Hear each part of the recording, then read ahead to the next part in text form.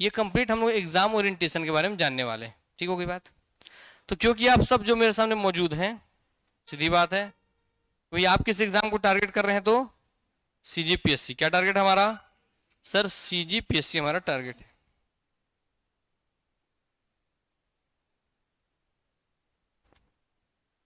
Sir हमारा target है CGPSC. CGPSC हमारा टारगेट है। अब सीजीपीएससी जो एग्जाम आपका टारगेट है, पूरा बेसिक से समझा रहे हैं बच्चे की तरह से लेकर के आपका समझाना चालू होगा पहले फॉर्मेटिंग से, उससे लास्ट आप एग्जाम कैसे निकाल पाएंगे, फाइनली आप किसी पोस्ट को कैसे ले पाएंगे, वहां तक हमारा कंप्लीट बात रहेगा। ठीक है बात। तो इसके 3 चरण होंगे कि भाई पूरे एग्जाम किस फॉर्मेट में है, फिर कौन कौन से पोस्ट पे आप जाकर के अधिकारी बनेंगे, और उसके लिए क्या आपको क्वालिटीज चाहिए, क्या आपके में होनी चाहिए। 3 चीजों हम बात करेंगे। इन 3 चीजों को हम लोग टोटल आज जो डिवाइड करेंगे, ये हम पढ़ेंगे इसमें आगे जाकर के 11 सूत्रीय कार्यक्रम। कितने सूत्रीय कार्यक्रम? 11 सूत्रीय कार्यक्रम। पढ़ाई नहीं है, ये आपको समझ विकसित करने के लिए ध्यान समझेंगे, मगर लिख करके रख लेंगे, क्योंकि भैया कैलकुलेटर में आपसे अधिकारी बनेंगे और आपसे कोई पूछेगा तो इसी को चिपका देना। ठीक है। 11 फॉर्मूला प्रोग्राम, हाँ एकदम चिपका देना है। 11 फॉर्मूला प्रोग्राम। अगर आप लोग ये 11 फॉर्मूला बस फॉलो कर लेते हैं, है ना, तो समझ लीजिए कि भैया आपका एग्जाम निकल जाएगा। और इस 11 में अगर एक भी चरण आपका मिस होगा तो आपको 4 साल, 5 साल, 10 साल, 20 साल लग जाएगा, आप सिलेक्शन नहीं ले पाएंगे। ठीक हो गई बातें। ये जब इस 11 सूत्र फॉर्मूले में जब आप चलना चालू करेंगे, तो पहले उससे पहले इसका सबसे पहला हिस्सा आता है, आप लोगों के लिए ध्यान से देखेंगे। मैं पूरा लिख करके लाया हुआ हूँ। लास्ट में आप सब लोग ये पेपर जो है मैं आज ग्रुप में डाल दूंगा, तो एक सिंगल में 11 हेडिंग्स हो जाएंगे आपके लिए। तो पहले 11 हेडिंग्स लिख लीजिए आप मेरे साथ, ताकि आपके कॉपी नोट डाउन हो जाए। लिख लीजिए पहले 11 हेडिंग्स, ताकि आपको पूरे 11 फॉर्मूले आपको पता हो कि हमारे पास 11 कौन से सूत्र हैं जो हमको बनाने हैं। हेडिंग लिख लीजिए, फिर अंदर हम उसको एक्सप्लेन करेंगे। तो पहला हेडिंग है हमारे लिए सीजीपीएससी जो एग्जाम आप दे रहे हैं उसका फॉर्मेट। ठीक है, उसका फॉर्मेट। दूसरा पॉइंट लिख लेंगे आप लोग, मेंस। मेंस सीजीपीएससी देखेंगे, फिर हम लोग स्पेशली मेंस के फॉर्मेट में डिस्कस करेंगे। मेंस का क्या है? फॉर्मेट। फिर तीसरा लगा हो सबको कि मुझे पता है, मगर बहुत कुछ नया जानने मिलेगा। फिर तीसरा इससे बेटा सिलेबस फॉर्मेट। Syllabus format.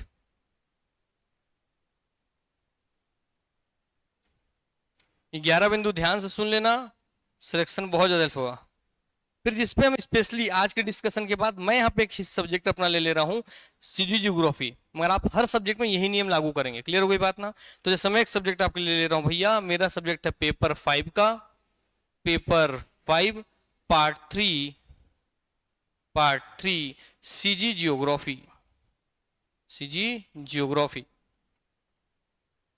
फिर सीजी जियोग्राफी होगा तो वैसे आप बाकी सारे पेपर में ऐसे ही नियम लागू करेंगे जैसे बता रहा हूं मैं। पेपर 6 में भैया मेरे सीजी जियोग्राफी जो होगा, सीजी जियोग्राफी, तो इसमें जो आपका सब्जेक्ट है उस पर नियम लगाएंगे। सीजी जियोग्राफी मीन्स हम पूरा क्लासीफाई कर देंगे इसको, तो क्लासिफिकेशन। क्लासिफिकेशन हम पूरा क्लासीफाई करके देखेंगे सिलेबस को भैया, है ना। ये हो गए भैया आपके लिए 5। आइए लिख लीजिए एक बार।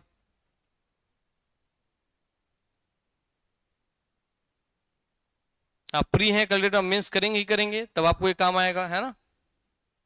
इसलिए आपके जीवन पर्यंत ये काम आने वाला है। ठीक है, जब तक आप तैयारी करेंगे तब तक ये काम है। हो गया, 5 पॉइंट लिख लिए। चलिए 6वें पॉइंट की ओर चलते हैं।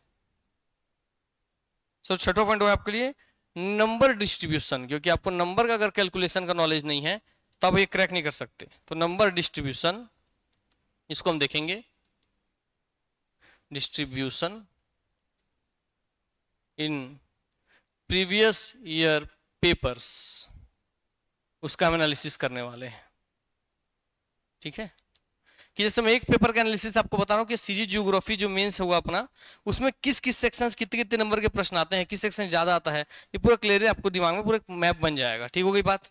ताकि उसके अनुसार जब भी आप तैयारी करने जाए आपको पता हो कि हाँ यार इस इंपॉर्टेंट सेक्शन में से ये इंपॉर्टेंट सेक्शन, इसको छोड़ के जाना ही नहीं, यहाँ से प्रश्न आएगा ही, ये मान के जाने का वो आएगा ही आएगा, तो उसको एकदम स्ट्रॉन्ग करके जाना है। ठीक है,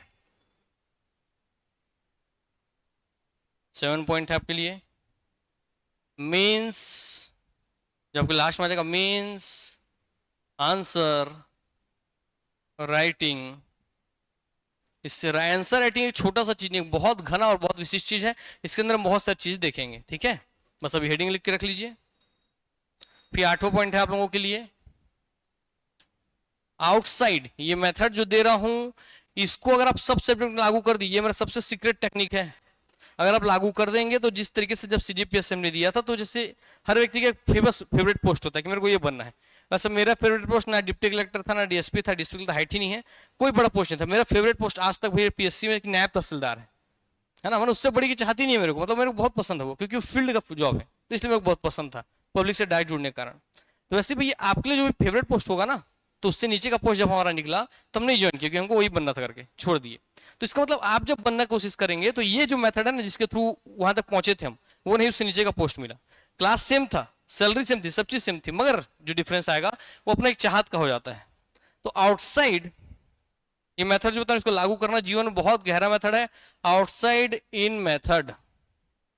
इसलिए हम बोला था कि मत जाना रुक जाना, वो सीखने मिलेगा जो भैया बहुत गहराई से आपको समझना होगा, अप्लाई करके रखना। आउटसाइड इन मेथड क्या होता है, ये इस पर मैं जिक्र करूंगा। ठीक है, आउटसाइड इन मेथड ये सबसे इंपॉर्टेंट हिस्सा है सिलेक्शन दिलाने के लिए, सबसे इंपॉर्टेंट हिस्सा, जिससे आप कम मेहनत में ज्यादा एफर्ट लगा करके भैया सिलेक्शन ले सकते हैं। 9वां पॉइंट आपके लिए है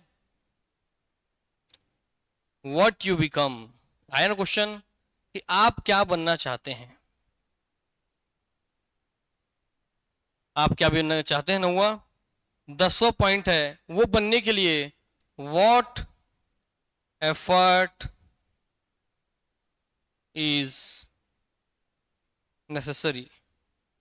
वो बनने के लिए आपके में क्या एफर्ट है जो कि आपके में भैया होना चाहिए, अगर वो नहीं है तो अपने में डेवलप कीजिए, अन्यथा आप बन नहीं पाएंगे। और लास्ट इसका पॉइंट्स है कि पूरे सफर में कौन कौन से टूल्स आपके पास होने चाहिए। तो वही लास्ट है आपके लिए टूल्स दैट यू नीडेड। क्या क्या ऐसे टूल्स आपके पास मौजूद होने चाहिए, आपके रूम में, आपके बैग में, आपके पास, ये हम लिखेंगे। क्लियर हो गई बात ना। तो पूरा हायरार्की है आपके बनने से लेकर के क्या उसके लिए एफर्ट चाहिए और क्या भी आपको टूल होने चाहिए, इन सब चीजों को लेकर के। ठीक हो गई बात। चलिए, इतना आप समझ गए होंगे नहीं, तो इसलिए हम सबसे पहले इसका जो पहला पॉइंट आपको दिख रहा है 11 सूत्रीय फॉर्मूले में, पहला पॉइंट सीजीपीएससी का फॉर्मेट समझने का। ठीक है, तो हम पहले फॉर्मेट को हम समझना चालू करते हैं। आइए, सीजीपीएससी फॉर्मेट, जब मैं लिखते रहूंगा बोर्ड पे तो आप लिखते रहेंगे, फिर जब समझाऊंगा तब ध्यान से समझेंगे। सीजीपीएससी फॉर्मेट में आप सबको पता है कि क्या भाई शुरू से तैयारी कर रहे हैं सर, इसमें 3 एग्जाम दिखेंगे आपको, pre, CGPSC pre, CGPSC mains और सीजीपीएससी सर आपका इंटरव्यू। क्या दिखेगा, इंटरव्यू। सर प्री के अंदर 2 पेपर होते हैं, ठीक है, paper 1 paper 2। Paper 1 GS general study का, पेपर 2 सी सेट का। क्लियर हो गई बात ना। इस पेपर 1 को, इसके आधार पर ही आप, पेपर 1 के आधार पर ही आप मेंस में जाते हैं। पेपर 2 का क्या रोल है, पेपर 2 में क्वालिफाइंग होना पड़ता है। क्या होना पड़ता है, क्वालिफाई होना पड़ता है। इसका मतलब जब आप पेपर 2 सी सेट को क्वालिफाई करेंगे, सी सेट में maths, reasoning, Chhattisgarh language, Hindi language आपको दिखाई देगा, 4 चीज। ठीक है, कोई बात। जब इन 4 चीजों में आप क्वालिफाई करेंगे, तो जैसे जनरल के लिए भाई बता दे रहा हूं 33%, 100 क्वेश्चन में 33% आपका भाई सेक्शन आपको निकालना होगा। तब आप जाकर के क्वालिफाई जब इसको करेंगे, तब जाकर आपका पेपर 1 चेक होगा, और जब ये चेक होगा तो उसमें से बनेगी आपकी मेरिट लिस्ट। ठीक है, इसमें से बनेगी आपकी मेरिट लिस्ट, जो मेरिट लिस्ट कहां पहुंचाएगी आपको, मेंस में। कहां पहुंचा देगी आपको सर, मेंस में पहुंचाएगी। कहां पहुंचाएगी, मेंस में। और ये कहां पहुंचाएगी आपको, पेपर। तो पेपर 2 आपको पहुंचाएगी पेपर 1 में, पेपर 1 आप पहुंचाएगी मेंस में। क्लियर हो गई बात ना। इसका मतलब बहुत कैलकुलेटिव आपको समझना है कि पेपर 2 कम से कम आपको इतना पता होना चाहिए कि आप 100 में 33 प्रश्न बनाने की स्थिति में रहें। काट पीट के आपको भैया 33 से कम ज्यादा सही होना चाहिए, 40 सही होना चाहिए कम से कम मिनिमम। तो इसमें 100 में 100 बनाने की जरूरत नहीं है, ठीक हो गई बात ना, उतना ज्यादा एफर्ट नहीं चाहिए इसमें भैया, आपको मिनिमम एफर्ट चाहिए मैथ्स, रीजनिंग, हिंदी लैंग्वेज और आपका सीजी लैंग्वेज है। इस फॉर्मेट को बहुत अच्छे समझ लीजिए, मैं एक्सप्लेन कर देता हूं। पेपर 2 में आपके लिए है मैथ्स, फिर अभी आपके लिए रीजनिंग, मैं जो बताऊंगा उसी हायरार्की को फॉलो करना है एग्जाम के दिन भी। फिर आपके सर में सर हिंदी लैंग्वेज, और फिर आपके सर में सर सीजी लैंग्वेज।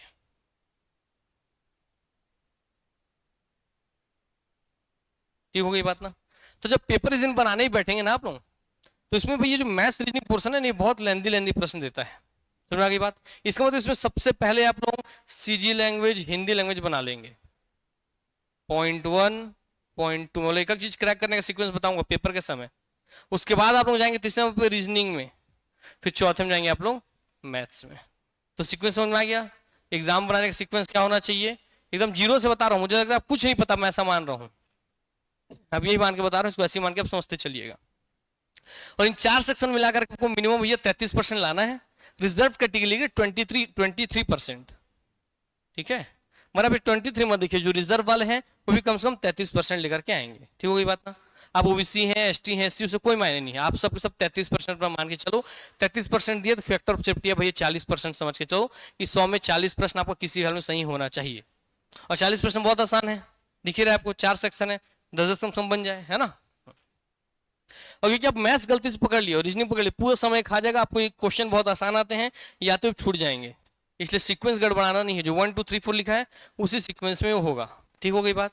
अगर आप गलत सीक्वेंस पकड़ेंगे तो रोएंगे, जैसे हॉस्टल ऑर्डर में हुआ था, है ना। हाँ, अब ये यहाँ से मेरिट लिस्ट बनेगा और यहाँ से भाई कट ऑफ डिसाइड होगा। कट ऑफ के बाद फिर आप कहाँ जाएंगे, मेंस में।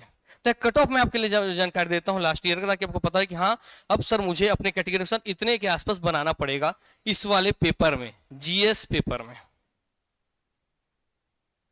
ठीक है, तो लिख लीजिए, लिख के लीजिए, मैं आपको बता दे रहा हूं। इसमें भैया लिखा देता हूँ कैटेगरी वाइज आपके लिए, बोला पूरा कंप्लीट रणनीति है आज का। General, OBC, ST, SC. ठीक हो गई बात। जनरल के लिए भैया इस बार का कट ऑफ गया था 2023 का 23 का 136.9। ओबीसी के लिए 132.6, एसटी के लिए 106.8 और एससी के लिए गया था 120.4। ठीक हो गई बात ना। इसका मतलब समझना क्या है कि सर इसमें 100 क्वेश्चन आते हैं और 2-2 नंबर के होते हैं। तो अगर भैया इसमें कोई अगर 136 को मान लेते, भैया हम लोग मान ले 140 मान लेते हैं। 140 मतलब लगभग कितना प्रश्न सही किया होगा काट पीट के, 70। तो भैया आपको समझ लेंगे 100 में कम से कम 70 क्वेश्चन आपका सही होना चाहिए काटने पीटने के पश्चात। इस लेवल पे आपको जनरल स्टडी स्ट्रॉन्ग करना पड़ेगा। ठीक हो गई बात ना। यस, इसमें 70 स्ट्रॉन्ग करने इसका मतलब भैया आपको बनाना कितना पड़ेगा, 80-85 बनना चाहिए आपसे। ठीक हो गई बात ना। इसका मतलब इसमें बेनिफिट सर एक तो बहुत बड़ा हिंट छुपा हुआ है कि अगर 70 क्वेश्चन मार्क्स सर सिलेक्शन हो जा रहा है तो सर 30 क्वेश्चन मेरे पास गलत करने के लिए, छोड़ने के लिए एजेंसी दे रही है कि आप 30 क्वेश्चन में गलत करो, काटो पीटो छोड़ो छाड़ो, मतलब इतना आजाद है आप ये 30 क्वेश्चन तक कभी गलत कर सकते हैं, काट सकते हैं, पीट सकते हैं, सब चीज कर सकते हैं। सुनवा के बात ना। तो बहुत बड़ी स्ट्रेंथ वाला बात है कि हाँ सर हमको 30 नंबर तक हम गलत कर सकते हैं, 30 नंबर तक छोड़ सकते हैं। तो 70 क्वेश्चन आपको बनना चाहिए। ठीक हो गई बात ना। तो इसको हम एक क्वेश्चन के फॉर्म में जमा देते हैं। इसको लिखते हैं हमारे 70 के अप्रोक्स आसपास। इसको लिख देते हैं सर आपका 130 लेते हैं, इसको लिखते हैं हम लोग आपके 50 हो गया, 65 ना, 65 क्वेश्चन के आसपास। ऐसे लिख देते भाई आपके लिए हम लोग 106 है, 53 क्वेश्चन के आसपास, तो इसको 55 लिख देते हैं। और ये हो गया भाई आपका 120 है, तो इसको लिखते हैं 60 क्वेश्चन। इस मतलब 70, 60, 75, 65, 60 और 55। ठीक हो गई बात। इतने क्वेश्चन के आसपास आपका एकदम सेफ है, सेफ। अगर इतना क्वेश्चन लग रहा है कि एकदम कंठस्थ में बना दिया हूं तो फिर रिस्क नहीं लेना है। ठीक हो गई बात ना। हाँ, जो ये अंतर है इसमें थोड़ा सा अंतर था, जब पेपर बहुत आसान आ रहा है तभी नंबर थोड़ा सा बढ़ेगा, बहुत टफ आ गया तो गिरेगा भी, क्योंकि पेपर के स्तर पे डिपेंड करता है। तो ये अंतिम बाण नहीं है, मगर आपको रेंज समझना है कि हाँ इस लेवल के आसपास लोगों की स्थिति है। तो आपको हमेशा जब भी आप पढ़ रहे तो अपना देखिए, जब आप क्लास टेस्ट दे रहे हैं, आप कहीं टेस्ट सीरीज ज्वाइन किए, तो वहां आपके इस परसेंटेज के आसपास आप आ रहे कि नहीं आ रहे, उस टेस्ट में फर्स्ट आइए नहीं मतलब नहीं है।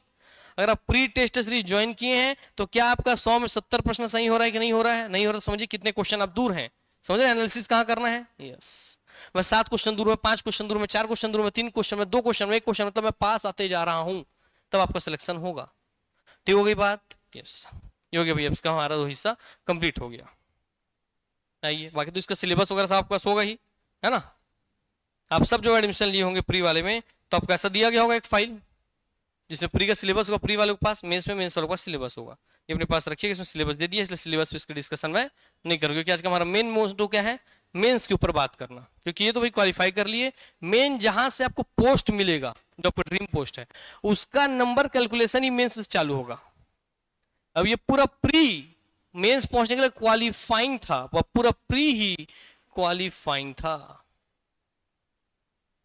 कहां पहुंचने के लिए, तो मेंस पहुंचने के लिए। सर इसका मतलब पेपर 2 क्वालिफाइंग है, पेपर 1 चेक करने के लिए। अगर इसमें क्वालिफाई नहीं किया तो ये चेक ही नहीं करेगा एग्जामिनर।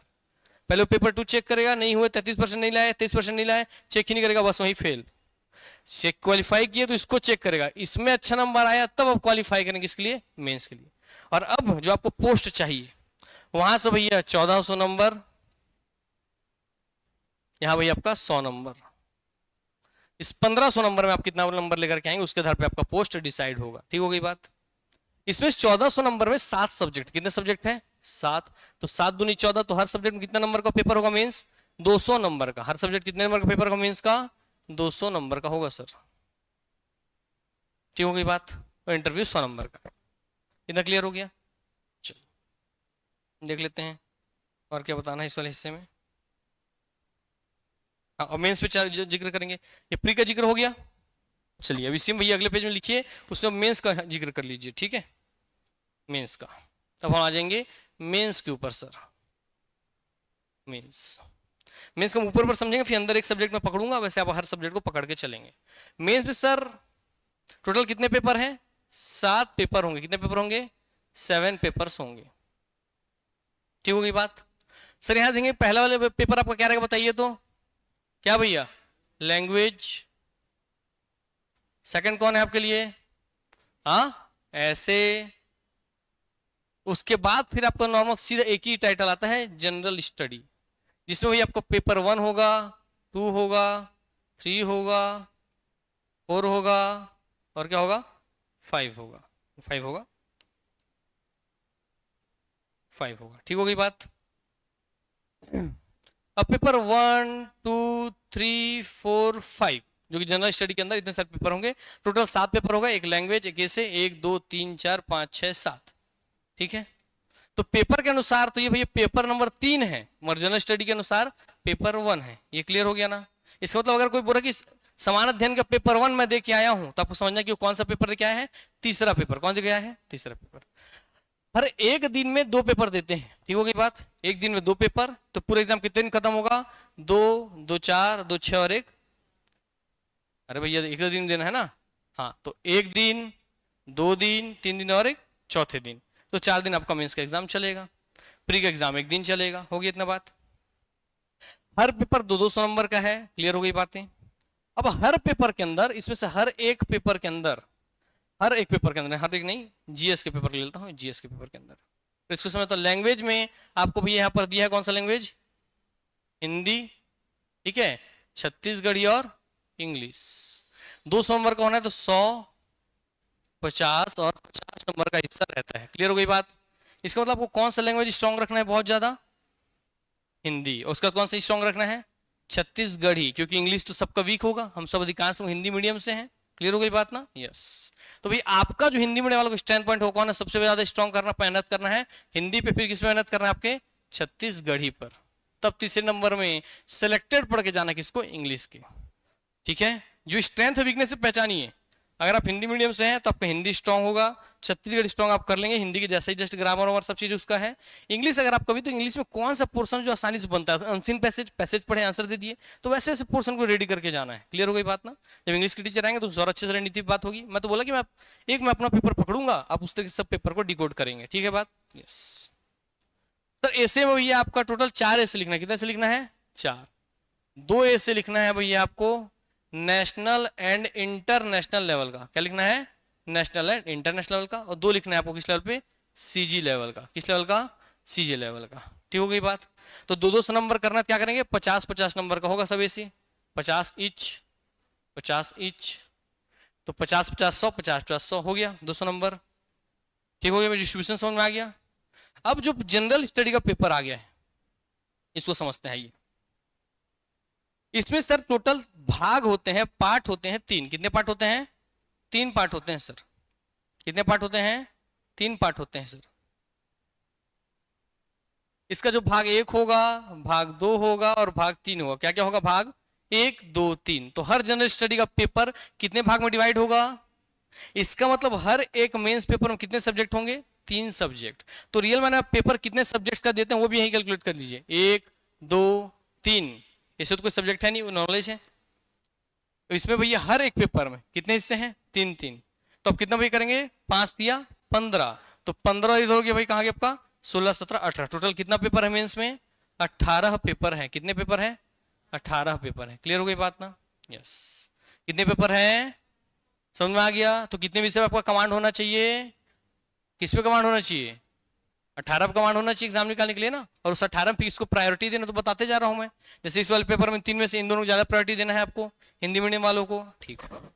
और जो स्ट्रांग नहीं है उसमें कैलकुलेटिव माइंड लगाना है, कैलकुलेट करना है। ठीक है ना? यस।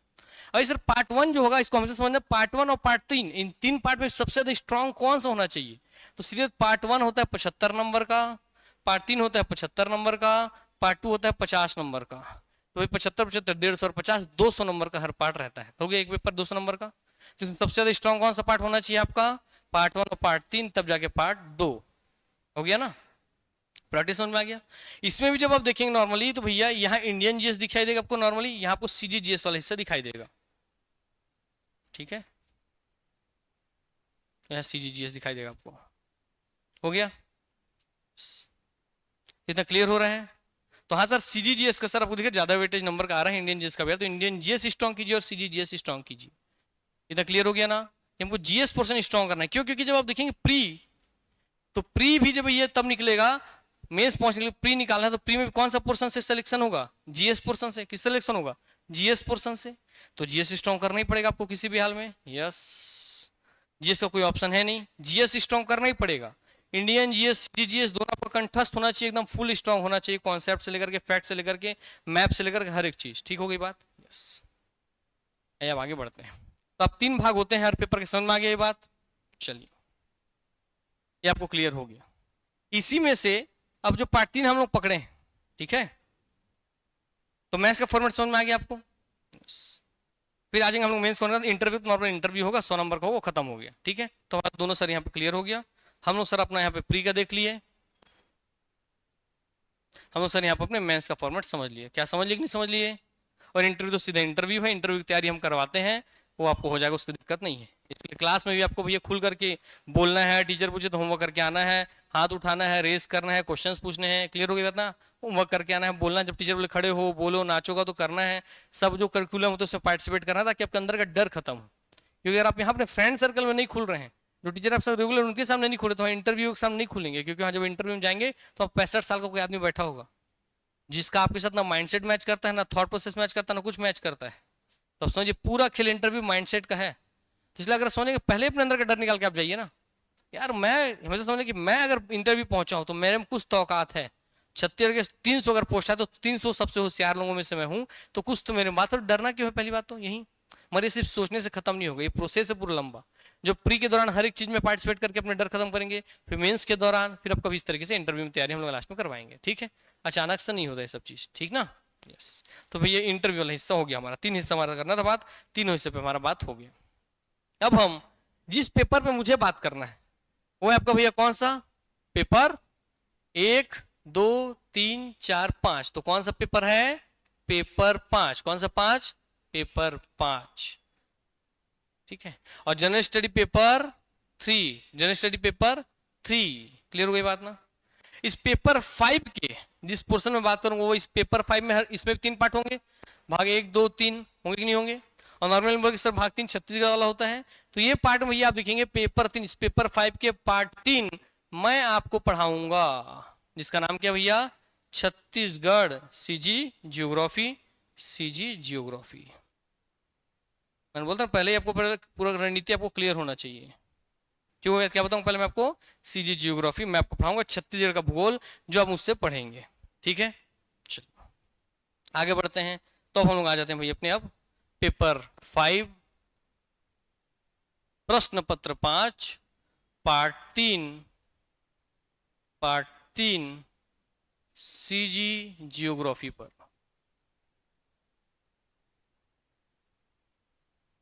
नोट डाउन कर लिए पीछे वाला सब, लिख लिए सबके सब, लिखना है तो लिख लो।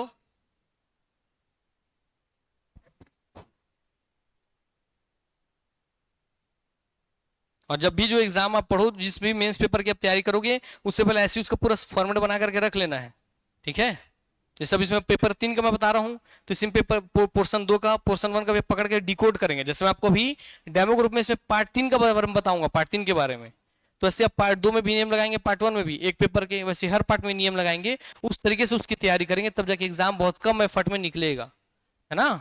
यस, आइए तो लोग भैया अगला आप लोग डाल लीजिए पेपर 5 पार्ट 3। अब जो भी आप मेंस का पेपर देंगे उसके हर एक पार्ट में आपको इस तरीके से एनालिसिस लगाना है, जैसा अब हम लोग यहां से लगाना चालू करेंगे। क्लियर हो गई बात।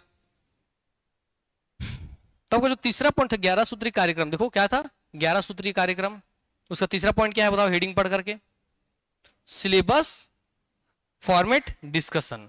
तो आप कभी भी जिस पोर्शन को पकड़ लिया आप, उसका सबसे पहले आप क्या करेंगे, सिलेबस फॉर्मेट का डिस्कशन क्या करेंगे आप लोग, सिलेबस फॉर्मेट डिस्कशन। अब यहां दो शब्द आते हैं, एक तो सिलेबस का फॉर्मेट पे डिस्कशन करना और एक सिलेबस का एनालिसिस करना, ठीक है। दो अलग अलग चीजें हैं, बहुत गहराई समझ लेना।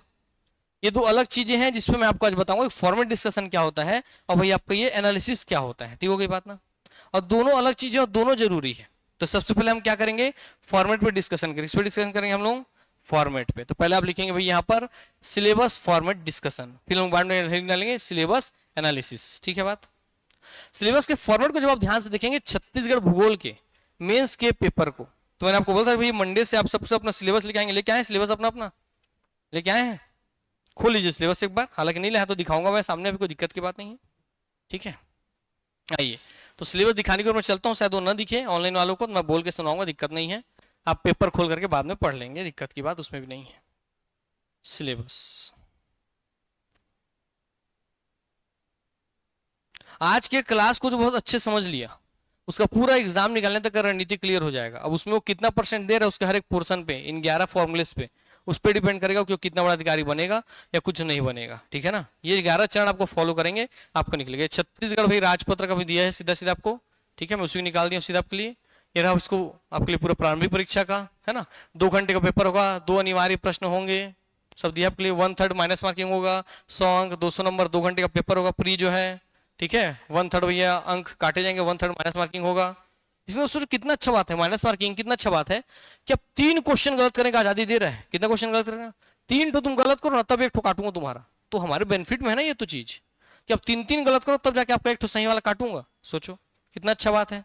मतलब जब आपको लग रहा है कि यार मैं कट ऑफ मैच कर ही नहीं सकता, मैं उसके आसपास भी नहीं हूँ, पेपर आसान है फिर मेरे से नहीं बन रहा है, तो फिर आपको रिस्क लेने के लिए तो दिया है ये। क्यों दिया है ये, ताकि आप रिस्क लें, क्योंकि बिना रिस्क आप ऐसे सिलेक्शन नहीं ले रहे हैं, तो ये उस समय के लिए काम आता है माइनस मार्किंग। जैसे आपको पता कि यार कम से कम 50 जाएगा इसका, आप पेपर पढ़ते रहेंगे 50 स्कोर जाने वाला है, आपका 35 क्वेश्चन बना है, तो 35 सही से बना के भी आपको सिलेक्शन तो होना है नहीं।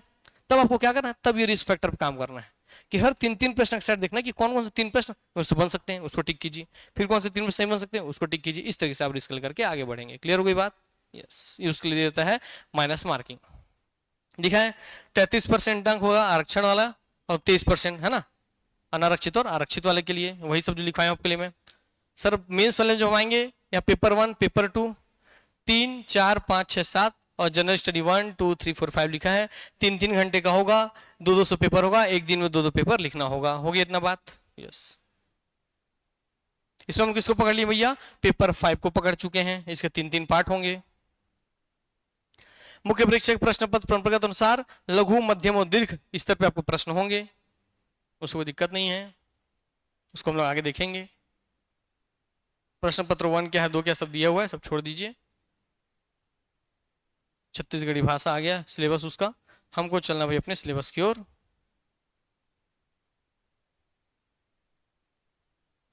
आ गया तो देखिए, पेपर 5 पार्ट 3 हो गया ना। पेपर 5 को पार्ट 3 देखें, पेपर 5 समान अध्ययन में पेपर 3। ठीक हो गई बात ना। यस, 200 अंक का होगा, 3 घंटे का समय होगा। इसके 3 भाग है, भाग 1, ठीक है, भाग 2 और भाग 3। 75 नंबर का वो होगा, ठीक है, 75 नंबर का ये आएगा, 50 नंबर का ये आएगा और 75 नंबर का फिर ये आएगा। ठीक हो गई बात ना। यस, इसमें इस पे हमको बात करना है, स्पेशली किस पे बात करना है, इस पे छत्तीसगढ़ के भूगोल पर। ठीक है, पेपर 5 के पार्ट 3 पर। ठीक हो गया बात ना। तो पेपर 5 का पार्ट 3 जब आप देखना चालू करेंगे तो अपना, अब इसका पहला पॉइंट मैंने क्या, सिलेबस डिस्कशन करेंगे, है ना। तो डिस्कशन के एनालिसिस क्या, बहुत ध्यान समझिएगा। अब हम पहले इसके अनुसार एक बार डिस्कशन करके देखते हैं। ठीक है, तो डिस्कशन में यहां दर्शाता हूं, फिर अलग से लिखवाऊंगा उस कॉपी में। ये चलिए मैं लिखवा देता हूँ, फिर इस पर हम लोग आ जाएंगे, है ना, तो आपको भाई समझ में आएगा ज़्यादा अच्छे से। आइए तो हम फिर फॉर्मेट पर डिस्कशन कर लेते हैं। फॉर्मेट क्या है सर, सिलेबस का फॉर्मेट क्या है, उस पर हम डिस्कशन कर लेते हैं। लिखना चालू कीजिए मेरे साथ। सर इसका हम फॉर्मेट देखेंगे, उस सिलेबस जो दिखा ना आपके सामने, उससे हम फॉर्मेट समझने की कोशिश करेंगे। तो उसमें मेजर जो पोर्शन है ना, जो अधिकांश लोग बताते हैं, इसमें मेजर 3 पार्ट हैं। कितने पार्ट है मेजर, 3 पार्ट। मगर मत लिखो, रुक जाओ, सुनो पहले, जब मैं लिखूंगा तब लिखना बोला था। मगर यहाँ मेरे अनुसार आप लिखेंगे कितना पार्ट है, 4 पार्ट है। कितना पार्ट लिखेंगे, 4 पार्ट। ठीक हो गई बात ना। अब वो 3 कौन से, 4 कौन से, दोनों लिखना। तो भाई देखो बता रहा हूं, पहले बोल जाते हैं कि पहला हिस्सा फिजिकल जियोग्राफी। किसका हिस्सा है जियोग्राफी में, फिजिकल जियोग्राफी का, भौतिक भूगोल का। हो गया पार्ट 1। ठीक है सर। दूसरा हिस्सा किसका भैया आपके लिए, दूसरा उसमें ह्यूमन जियोग्राफी का। किसका है, ह्यूमन जियोग्राफी का, मानवीय भूगोल का। ठीक हो गई बात ना। यस, क्या होता है इसका मतलब समझाएंगे। तीसरा हिस्सा सर आपका है इसका इकोनॉमिकल जियोग्राफी। क्या है इसका हिस्सा हिसाब से, इकोनॉमिकल जियोग्राफी। क्या है, इकोनॉमिकल जियोग्राफी, आर्थिक भूगोल का। तो जब 3 का बात करें तो 3 हिस्से आपको दिख रहे हैं कि मेजर कौन से 3 हिस्सों में तोड़ करके रखा है। ठीक, मगर हम इसको भैया 4 हिस्से में तोड़ेंगे। तो वो 4 हिस्सा कौन है, फिजिकल फिजिकल ही रहेगा, ह्यूमन ह्यूमन ही रहेगा। इसमें से 2 पार्ट हम निकाल करके चलेंगे अलग से। ठीक है, ठीक है। एक इसमें प्योर हम लिख देंगे, प्योर एग्रीकल्चरल जियोग्राफी। क्या लिखेंगे, एग्रीकल्चरल, एग्रीकल्चर जियोग्राफी। ठीक है, कृषि भूगोल। और दूसरा हम लिख देंगे इसमें भैया इकोनॉमिकल। अब लिखेंगे इकोनॉमिकल भूगोल, आर्थिक भूगोल। हालांकि आता उसी के अंदर है, इकोनॉमिकल जियोग्राफी के अंदर, हम इस तरह से लेकर चलें। तो ये है 4 पार्ट। ठीक हो गई बात ना। यस, ये सर आपके सामने 4 पार्ट मौजूद है, 3 पार्ट भी मौजूद आ गया और 4 पार्ट भी मौजूद हो गया। तो आपका छत्तीसगढ़ का जो भूगोल है, जो छत्तीसगढ़ भूगोल हम पढ़ रहे हैं पेपर 5 के पार्ट 3 के अंदर, उसमें 3 हिस्से और 4 हिस्से हैं। 3 हिस्से में फिजिकल जियोग्राफी, ह्यूमन जियोग्राफी और इकोनॉमिकल जियोग्राफी। 2 हिस्से में बांट दिए, उसको हमने 4 हिस्सा पढ़ लिया। क्लियर हो गई बात। यस, इसका फिर उपखंड जब हम लोग करेंगे तो आपको बहुत अच्छे से, आपके लिए खुशखबरी है कि आपको इस तरीके से मेंस का पूरा एक फॉर्मेट मिलेगा। मेंस का पेपर यहां से दिया जाएगा। इसमें भैया देखिए पूरा सिलेबस के शुरुआती पॉइंट में ही मैंने आपको इतना 3 और 4 हिस्से बताया। इसमें 1 2 3 4 5 6 हिस्से में तोड़ा है। ठीक हो गई बात ना। वो 6 डिवीजन अलग से कर लो आप लोग, लिखते चलो हेडिंग के साथ साथ। वही लिख लो आप लोग, पहला हिस्सा 1 यही रहेगा, 2 यही रहेगा, ठीक है। तीसरा भाई आपको वही रहेगा, तीसरा यही है आपके लिए, एग्रीकल्चर वाला ही है। चौथा आपके लिए इकोनॉमिकल वाला ही है। अब चौथा इकोनॉमिकल को मैं अलग से और तोड़ रहा हूँ, ठीक है। अब इकोनॉमिकल को हम ब्रेक कर रहे हैं, इधर ले आ रहे हैं इकोनॉमिकल को आपके लिए, ठीक है। इकोनॉमिकल को हम ब्रेक करेंगे 6 हिस्से के लिए, ठीक है। इसमें क्या क्या है इकोनॉमिकल में, कृषि हो गया हमारा, हाँ, खनिज, ऊर्जा और उद्योग। क्या लिखोगे, खनिज, मिनरल्स, ऊर्जा एंड उद्योग। Minerals, energy and industry. ठीक हो गई बात ना। सर इसको 3 अलग खंड क्यों किए, ये सब इकोनॉमिकल कैसे थे, इकोनॉमिकल रहने देते हैं, बहुत जरूरी है समझना आपको। मैंने इकोनॉमिकल में एग्रीकल्चर को अलग कर दिया, ठीक है, और फिर इकोनॉमिकल अलग से लिया। उस इकोनॉमिकल के मैंने 3 हिस्से कर दिए, खनिज, ऊर्जा और उद्योग। क्यों किया सर आपने, तो भैया मैं जमीन से मिनरल्स निकालूंगा, ठीक है बात, वो मिनरल्स मैं कहां भेजूंगा, उद्योग में, ताकि उससे भैया सामान बन सके, है ना, लोहा, आयरन, टीना, सीना जो भी मैं निकालूं उससे सामान बनने के लिए यहां भेजूंगा। और इंडस्ट्री को क्या चाहिए, एनर्जी चाहिए। तो तीनों हिस्से एक दूसरे से को रिलेटेड है, बहुत घनिष्ठ संबंध है। ठीक है, इन तीनों को इंटरलिंक करके ही उत्तर भी लिखना चाहिए, आपको ये समझाना है। जब भी आप इंडियन ज्योग्राफी का सीजी ज्योग्राफी का पेपर लिखेंगे, उसमें जब आप इस वाले टॉपिक्स में लिखना चालू करेंगे, तो आपको इसमें से कोई सिंगल टॉपिक पूछेगा तब भी आपको इनके साथ संबंध बताना है। ये उद्योग फलना, जिस मान लो पूछ लिया एनटीपीसी, तो एनटीपीसी कोयले पे डिपेंडेंट है, कोयला गोंडवाना से समूह पाया जाता है, इतना परसेंट पाया जाता है, यहाँ माइनिंग से यहाँ से खदान होता है, उस सब चल जाता है। आपको कौन सा उद्योग एनटीपीसी में चला गया, एनटीपीसी खत्म होने के पश्चात वो ऊर्जा प्रोड्यूस कर रहा है, इतना इतना पावर प्लांट एनर्जी देता है, इतना पावर कंजम्पशन करता है, इतना पावर प्रोड्यूस करता है, समझ में आगे बात। तो इसको हमसे इंटर रिलेशन में लिखना है, इसलिए एक पूरे अलग पोर्सन है। अब इनके साथ डायरेक्ट संबंध तो नहीं एग्रीकल्चर का है क्या? डायरेक्ट संबंध, कोयला खोड़ के कोई खेती करने जाएगा क्या? नहीं। ऊर्जा प्लांट में क्या बनो, खेती कोई संबंध है क्या? नहीं। हालांकि हम प्लांट के प्रोडक्ट उपयोग करते हैं, खाद वाद बीज बीज, मगर डायरेक्ट संबंध नहीं है, इनडायरेक्ट है ये, इसलिए उसको अलग कर दिए। क्लियर हो गया बात ना? तो ये जो तीनों पोर्शन, इसमें कोई सिंगल पोर्शन पूछेगा तो भी आपको इंटरलिंक करके लिखना है। कृषि को प्योर कृषि के रूप में ही लिखना है। उसका जब आपको ह्यूमन ज्योग्राफी पूरा पर्टिकुलर ह्यूमन ज्योग्राफी है, इनका इससे से अभी संबंध नहीं जोड़ना है। संबंध सबका, क्योंकि सब छत्तीसगढ़ भूगोल में है, वो सब फिर भैया आपका फिजिकल ज्योग्राफी एक अलग हिस्सा है। ठीक हो गई बात, जहां से सबका जन्म होता है। ठीक हो गई बात ना? ये आप समझ गए भैया, मेजर पोर्शन ये है। आइए तो इसको देखते हैं। सर क्या आपका सिलेबस जो हमारा छत्तीसगढ़ का भूगोल का है, क्या आप सही बता रहे हैं, क्या ऐसे डिकोडिंग है क्या? आइए चेक करवा देते हैं, विद प्रूफ हम लोग बात करेंगे, है ना? एग्जामिनर यही चाहता है आपसे कि आप भैया कितना समझते हैं सिलेबस के बारे में। देखिए ऑनलाइन वालों को नहीं दिख रहा तो वहां लिखवा रहा हूं भाई, पहले उसी को देखना है। क्या इसमें भौतिक भूगोल बोल दिया, फिजिकल ज्योग्राफी आ गया? ठीक है सर, देखिए उसके बाद इसे डॉट डॉट लगा के आगे पूरी इसका जानकारी दे दिया है, दिया कि नहीं दिया है? फिर क्या सर इसमें आगे ह्यूमन ज्योग्राफी आ गया, मानवीय भूगोल आ गया, उसके सर आगे देखिए फिर सर आपको डॉट डॉट करके आगे दे दिया। मतलब सर डॉट डॉट क्यों दे रहा है, समझ रहे हो गहरा संबंध? Yes sir. फिर अब आगे देखिए फिर डॉट डॉट कहां से आ रहा है सर? एग्रीकल्चर से आ रहा है सर। इकोनॉमिक में सबसे पहला हिस्सा क्या था? एग्रीकल्चर। क्लियर हो गया बात ना? Yes sir. तीन हिस्से मेजर हो गए सर। ये फिजिकल ज्योग्राफी का पूरा सिलेबस, यहाँ तक का फिजिकल ज्योग्राफी का सिलेबस है, यहाँ से लेकर के यहाँ तक का ह्यूमन ज्योग्राफी का सिलेबस है, यहाँ से पूरा नीचे तक का इकोनॉमिकल ज्योग्राफी का सिलेबस है। ठीक हो गई बात? ये तीन बड़े खंड हो गए। अब वहां से तीसरे खंड को तोड़े थे, तीसरे को हम पहले किसको तोड़े थे? कृषि को। इससे फिर तीन अलग निकाले थे, तीन अलग निकालने की कोशिश कीजिए।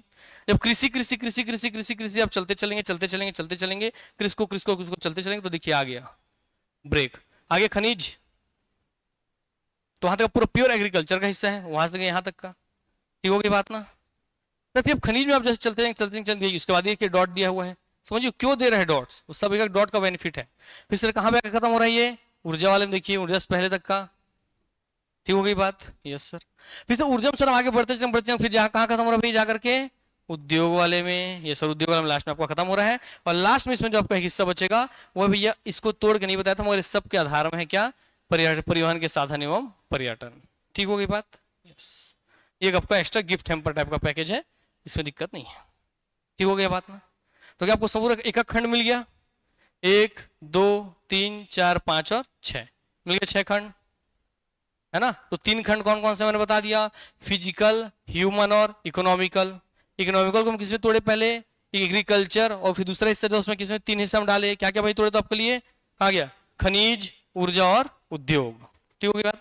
लास्ट में आपको दिया परिवहन और पर्यटन, क्योंकि इन सब के लिए जितने हिस्से हैं उन सब के लिए आपको क्या डेवलप करना पड़ेगा? परिवहन, है ना? परिवहन डेवलप करना पड़ेगा इस पूरे इकोनॉमिकल वाले हिस्से के लिए। उद्योग है तो कच्चा माल पहुंचेगा परिवहन, उद्योग से माल बना तो आपको परिवहन। ठीक है ना? तो ये हो गया उद्योग वाला। ऊर्जा प्रोड्यूस हो रहा है तो उसके लिए डिस्ट्रीब्यूशन के लिए, एनर्जी प्रोड्यूस करने के लिए वहां चाहिए, सब चीज चाहिए, तो परिवहन तो हर चीज के लिए नेसेसरी है। ठीक है, खनिज निकालना है तो नेसेसरी है, प्लांट पहुंचाना है तो नेसेसरी है, तो हर एक जगह पे आ रहा हो, इसलिए परिवहन एक अलग से हिस्सा है। ठीक हो गया बात? तो आपको पूरा सिलेबस का ऊपर से हम लोग डिस्कशन कर लिए कि this is the major portion of the syllabus. फिर इसके अंदर जब आप डिस्कशन जाएंगे तो भाई अंदर देखेंगे कि सर भूगोल में भौतिक स्थिति विस्तार विस्तार आता है, सबको हम अलग से लिखवाएंगे अभी आपको। ठीक है, अभी आपको होमवर्क भी देंगे कुछ कुछ चीजें का इन सिलेबस का, और कुछ आपको करवाएंगे। ये हो गया हमारा। तो हाँ सर, हमारा जो है इतना हिस्सा पहचानने के पश्चात हम लोग सर चलते हैं वापस अपने इस वाले पोर्शन पर। तो क्या आपको सीजी ज्योग्राफी के पेपर का पूरा एनालिसिस समझ में आया, डिस्कशन समझ में आया? यस, ये फॉर्मेट है सर इसमें सिलेक्शन का। अब इसका एनालिसिस जब हम लोग करना चलेंगे, अब किसका करेंगे हम लोग? फॉर्मेट एक अलग चीज है, एनालिसिस एक अलग चीज है, बोला था ना मैंने। तो फॉर्मेट में जो पूरा सिलेबस के एक बिंदु है, अब उसको वैसे खंडों में तोड़ करके लिखेंगे जो आपके सामने यहाँ दिया हुआ है। ऐसे आपकी कॉपी में बना होना चाहिए। जब फिजिकल लिखे उसके नीचे एक एक पॉइंट लिख करके रखेंगे। ठीक हो गई बात ना? ताकि आपको पता हो कि एग्जाम में जाने से पहले इसमें कितने टॉपिक को मैंने पढ़ा उसके सामने टिक कर करके जा सकूं कि हाँ यार मेरा ये टॉपिक रेडी है। समझ में आ गई बात? तो इस तरीके से आप कल डिकोड करके लिखेंगे, ये आपका होमवर्क है। क्लियर हो गई बात? तो डिस्कशन तब जगह कंप्लीट होगा जब आप ऐसा आप लिख लेंगे, आपको होमवर्क रहेगा, बाकी आपको ये फॉर्मेट मिलेगा ही, ठीक है? मगर आज आप सिलेबस देख करके लिख के लाएंगे, ठीक है ना? यस। अब हम चलते हैं सर इसी इसी इसी इसी सिलेबस का जो आपके सामने था, इसका हम एनालिसिस कर लेते हैं। क्या कर लेते हैं हम लोग अब? एनालिसिस। बोलो क्या करेंगे? बोलो जोर से। एनालिसिस हम लोग करेंगे सर।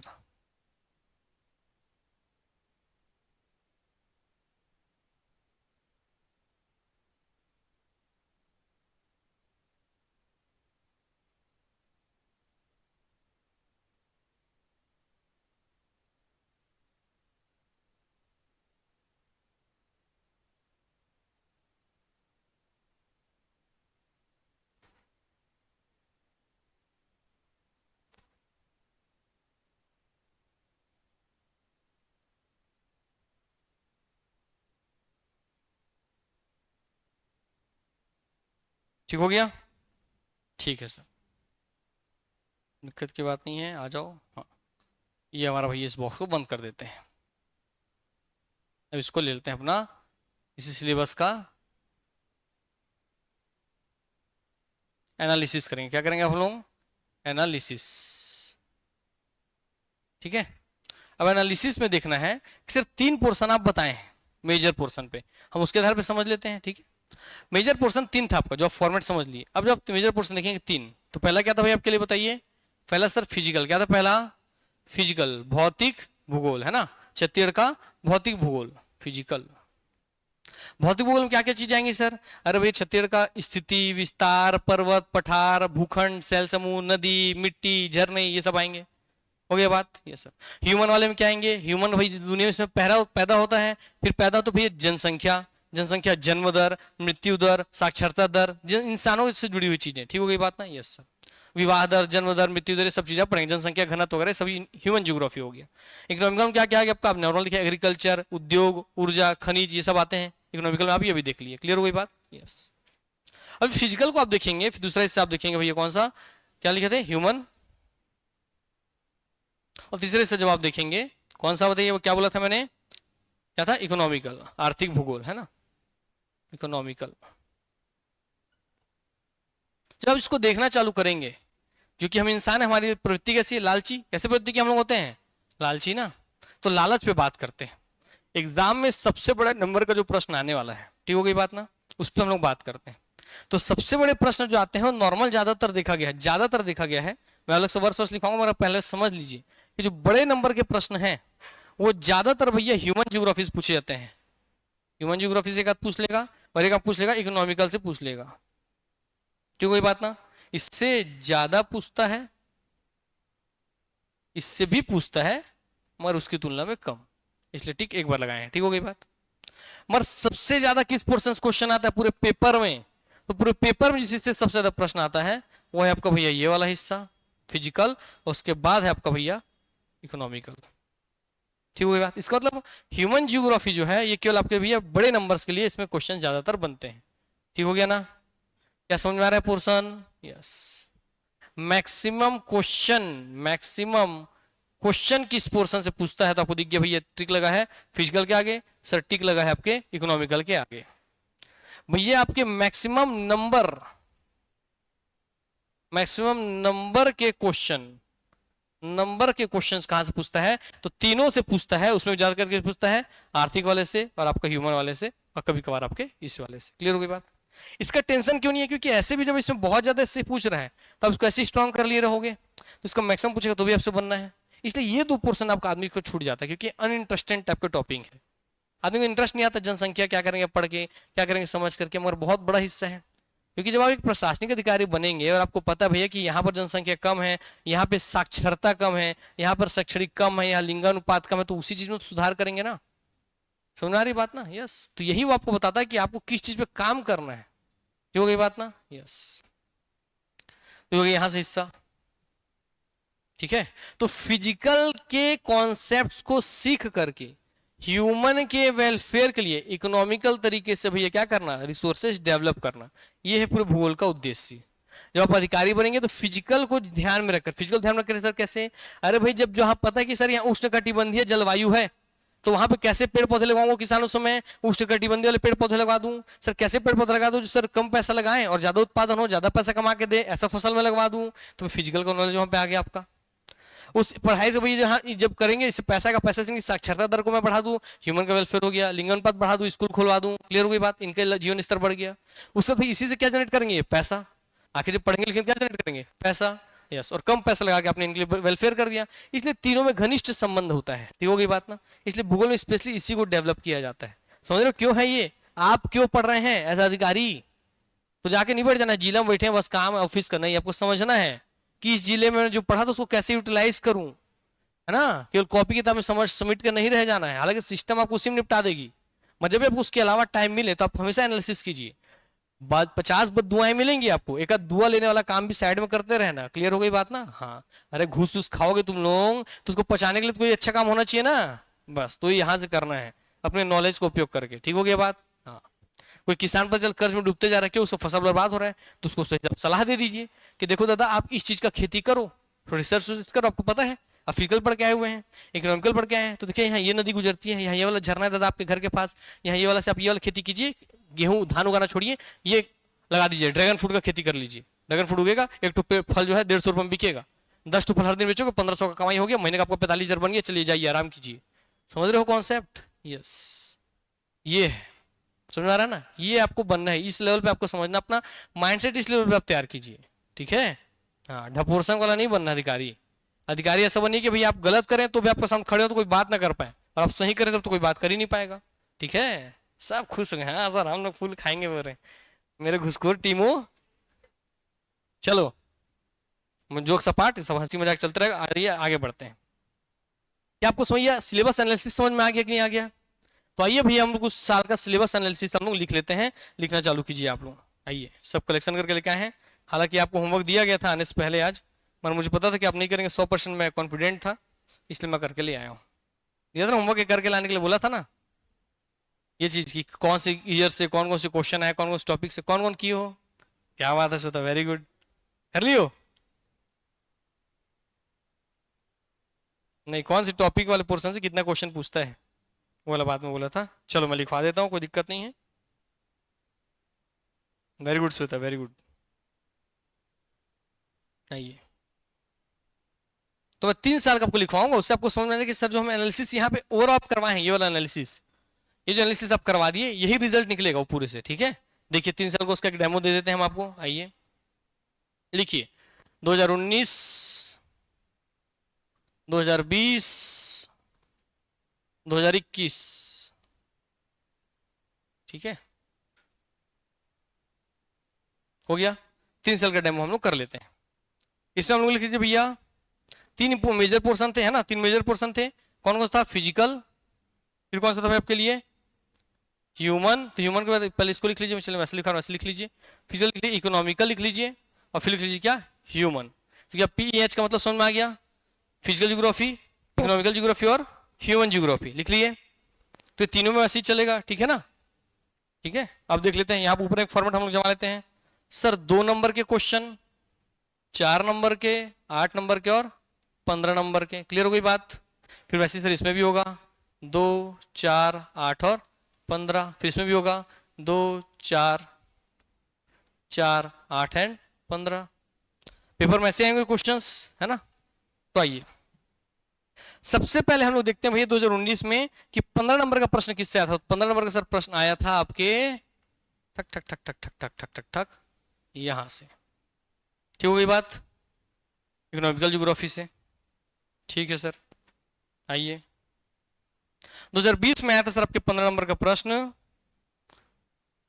खट खट खट खट खट खट खट खट खट खट खट खट खट यहां से आया था एक, और सर आपका एक आया था यहां से, ठीक है। मैं डॉट मिटा दूंगा ना, समझने के लिए लगा रहा हूं बस। 2021 में आया था सर आपका खट खट खट खट खट खट खटाक और खट खट खट खट खटाक, सुन में आ गई बात। यस, हमें पूरा लाइन बनाते हैं ताकि पता रहे भाई कौन सा लाइन किससे मैच करता है।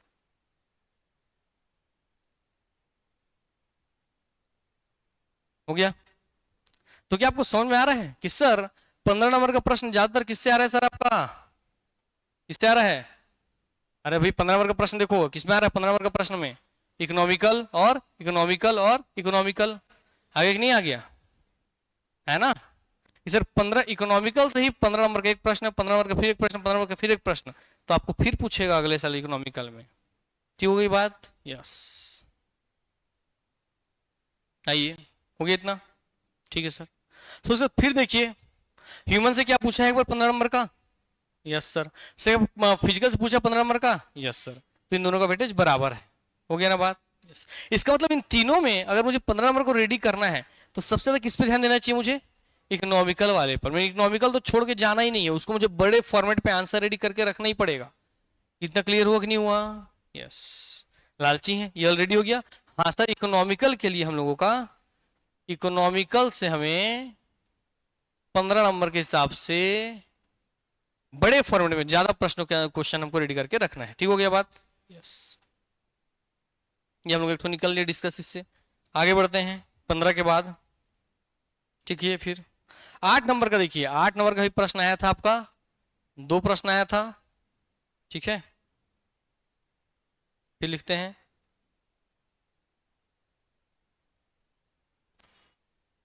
फिर इसी पेपर में 8 नंबर के अंदर एक प्रश्न आया था यहां से, ठीक। फिर देखिए 8 नंबर का एक प्रश्न, 8 नंबर का 2 प्रश्न। ये बहुत बोरिंग लगेगा मगर पूरा जीवन इसी में है।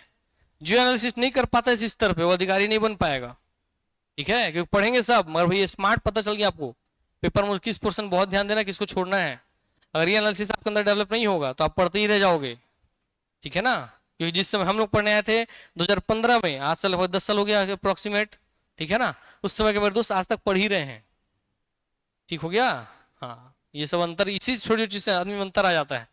अगर वो मेच्योरिटी सिंसियरिटी आप में नहीं है तो पछताएंगे आप, ठीक है सर। फिर देखिए फिर सर आपके इस वाले 2021 में आया था, इससे भी आया था, इससे भी आया था और इससे भी आया था, ठीक हो गया बात, ठीक है ना। ठीक, चलिए फिर आते हैं 4 नंबर वाले क्वेश्चन को देख लेते हैं, है ना। 4 मार्क्स के क्वेश्चंस को देख लेते हैं, आइए। सबका एनालिसिस करा तो इसको फिर इसका एनालिसिस कर लीजिए। इसका एनालिसिस हम लिखें तो भाई एवरेज जो सेकंड हाईएस्ट नंबर है उसका सबसे ज्यादा पोर्शन किस पोर्शन से आ रहा है आप देखिए। तो सर आपको देखिए सर 8 नंबर वाले हिस्से में ये लाइन खाली है, ये लाइन खाली है, यहाँ पे एक तो दिख रहा है। इसका मतलब 8 नंबर के प्रश्न कहाँ से पूछता है, फिजिकल एंड इकोनॉमिकल से। उसमें सबसे ज्यादा कहाँ से पूछ रहा है, तो 3 है सर इसमें। इसमें सर आपका फिर देखिए सर आपका इसमें हो गया 2 और 1 3 प्रश्न या 2 और 1 3 प्रश्न, लगभग दोनों बराबर पूछा मगर सबसे ज्यादा प्रश्न कहाँ से पूछा, फिर भी फिजिकल से पूछता है। ठीक हो गई बात, यस। तो लिखिए सेकंड आपको जो भी स्ट्रॉन्ग करना है इकोनॉमिकल के बाद, वो कौन सा जियोग्राफी है आपका, कौन सा है, फिजिकल। कौन है, फिजिकल जियोग्राफी। 8 नंबर के प्रश्न के लिए आपको नॉर्मल ये प्लस इकोनॉमिकल भी देखना है, क्यों है ना, फिजिकल प्लस इकोनॉमिकल, ठीक है। ये क्लियर हो गया एनालिसिस, इतना एनालिसिस हो गया, समझ में आ गया, यस। फिर पीछे चलिए इसलिए मैं बोलता रुकिए आप, कि आप भले पढ़िए नहीं पढ़िए, आप में जो आपको मना कर रहे हो करेंगे, नहीं करना हो नहीं करेंगे, वो आपके ऊपर जिम्मेदारी है। मगर उससे पहले आपको जीवन भर में गाइडेंस मिल जाए कि आपको किस रास्ते पे चलना है और कैसे चलना है ना। हम लोग जब सब जो सब्जेक्ट पढ़ाएंगे आपको इस तरह से पूरा प्रॉपर गाइड करके चलेंगे, इस हिसाब से आपको पूरा गाइड करते रहेंगे, ठीक है। बाकी आगे बढ़ते हैं, क्योंकि पढ़ना सबको है, हमारे मुद्दा आता है सिलेक्शन और नॉन सिलेक्शन में इसी का अंतर आ जाता है। आइए अब 4 नंबर को देख लेते हैं। 4 नंबर लिख लीजिए भैया, 1 3 और 1 प्रश्न, ठीक है। फिर लिख लीजिए भैया 2 2 और 1 प्रश्न। फिर लिख लीजिए आप लोग 4 और 1 प्रश्न, 4 और 1।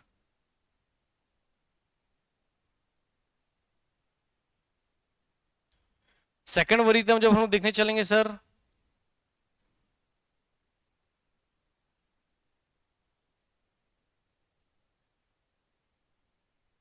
ठीक है। तो फिर आपको क्या दिख रहा है कि सर फिर उन्हीं दोनों का पोर्शन का ज्यादा वेटेज है, फिजिकल एंड इकोनॉमिकल का, यस। फिर देखिए फिर किसका वेटेज है, इकोनॉमिकल एंड फिजिकल का, ठीक है ना। 4 नंबर वाले और 4 नंबर वाले क्वेश्चन के फॉर्मेट में भी, ठीक हो गया। अब लास्ट हिस्से पे आते हैं, इसके 2 नंबर वाले क्वेश्चंस पर। लिख लीजिए भैया 2 question, 5 question, 1 question, 3 question, 4 question, 1 question, फिर लिख लीजिए 5 क्वेश्चन और 3 क्वेश्चन। हो गया?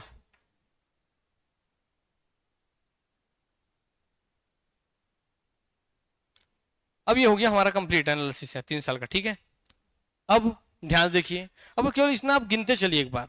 ठीक है, नंबर्स गिनिए।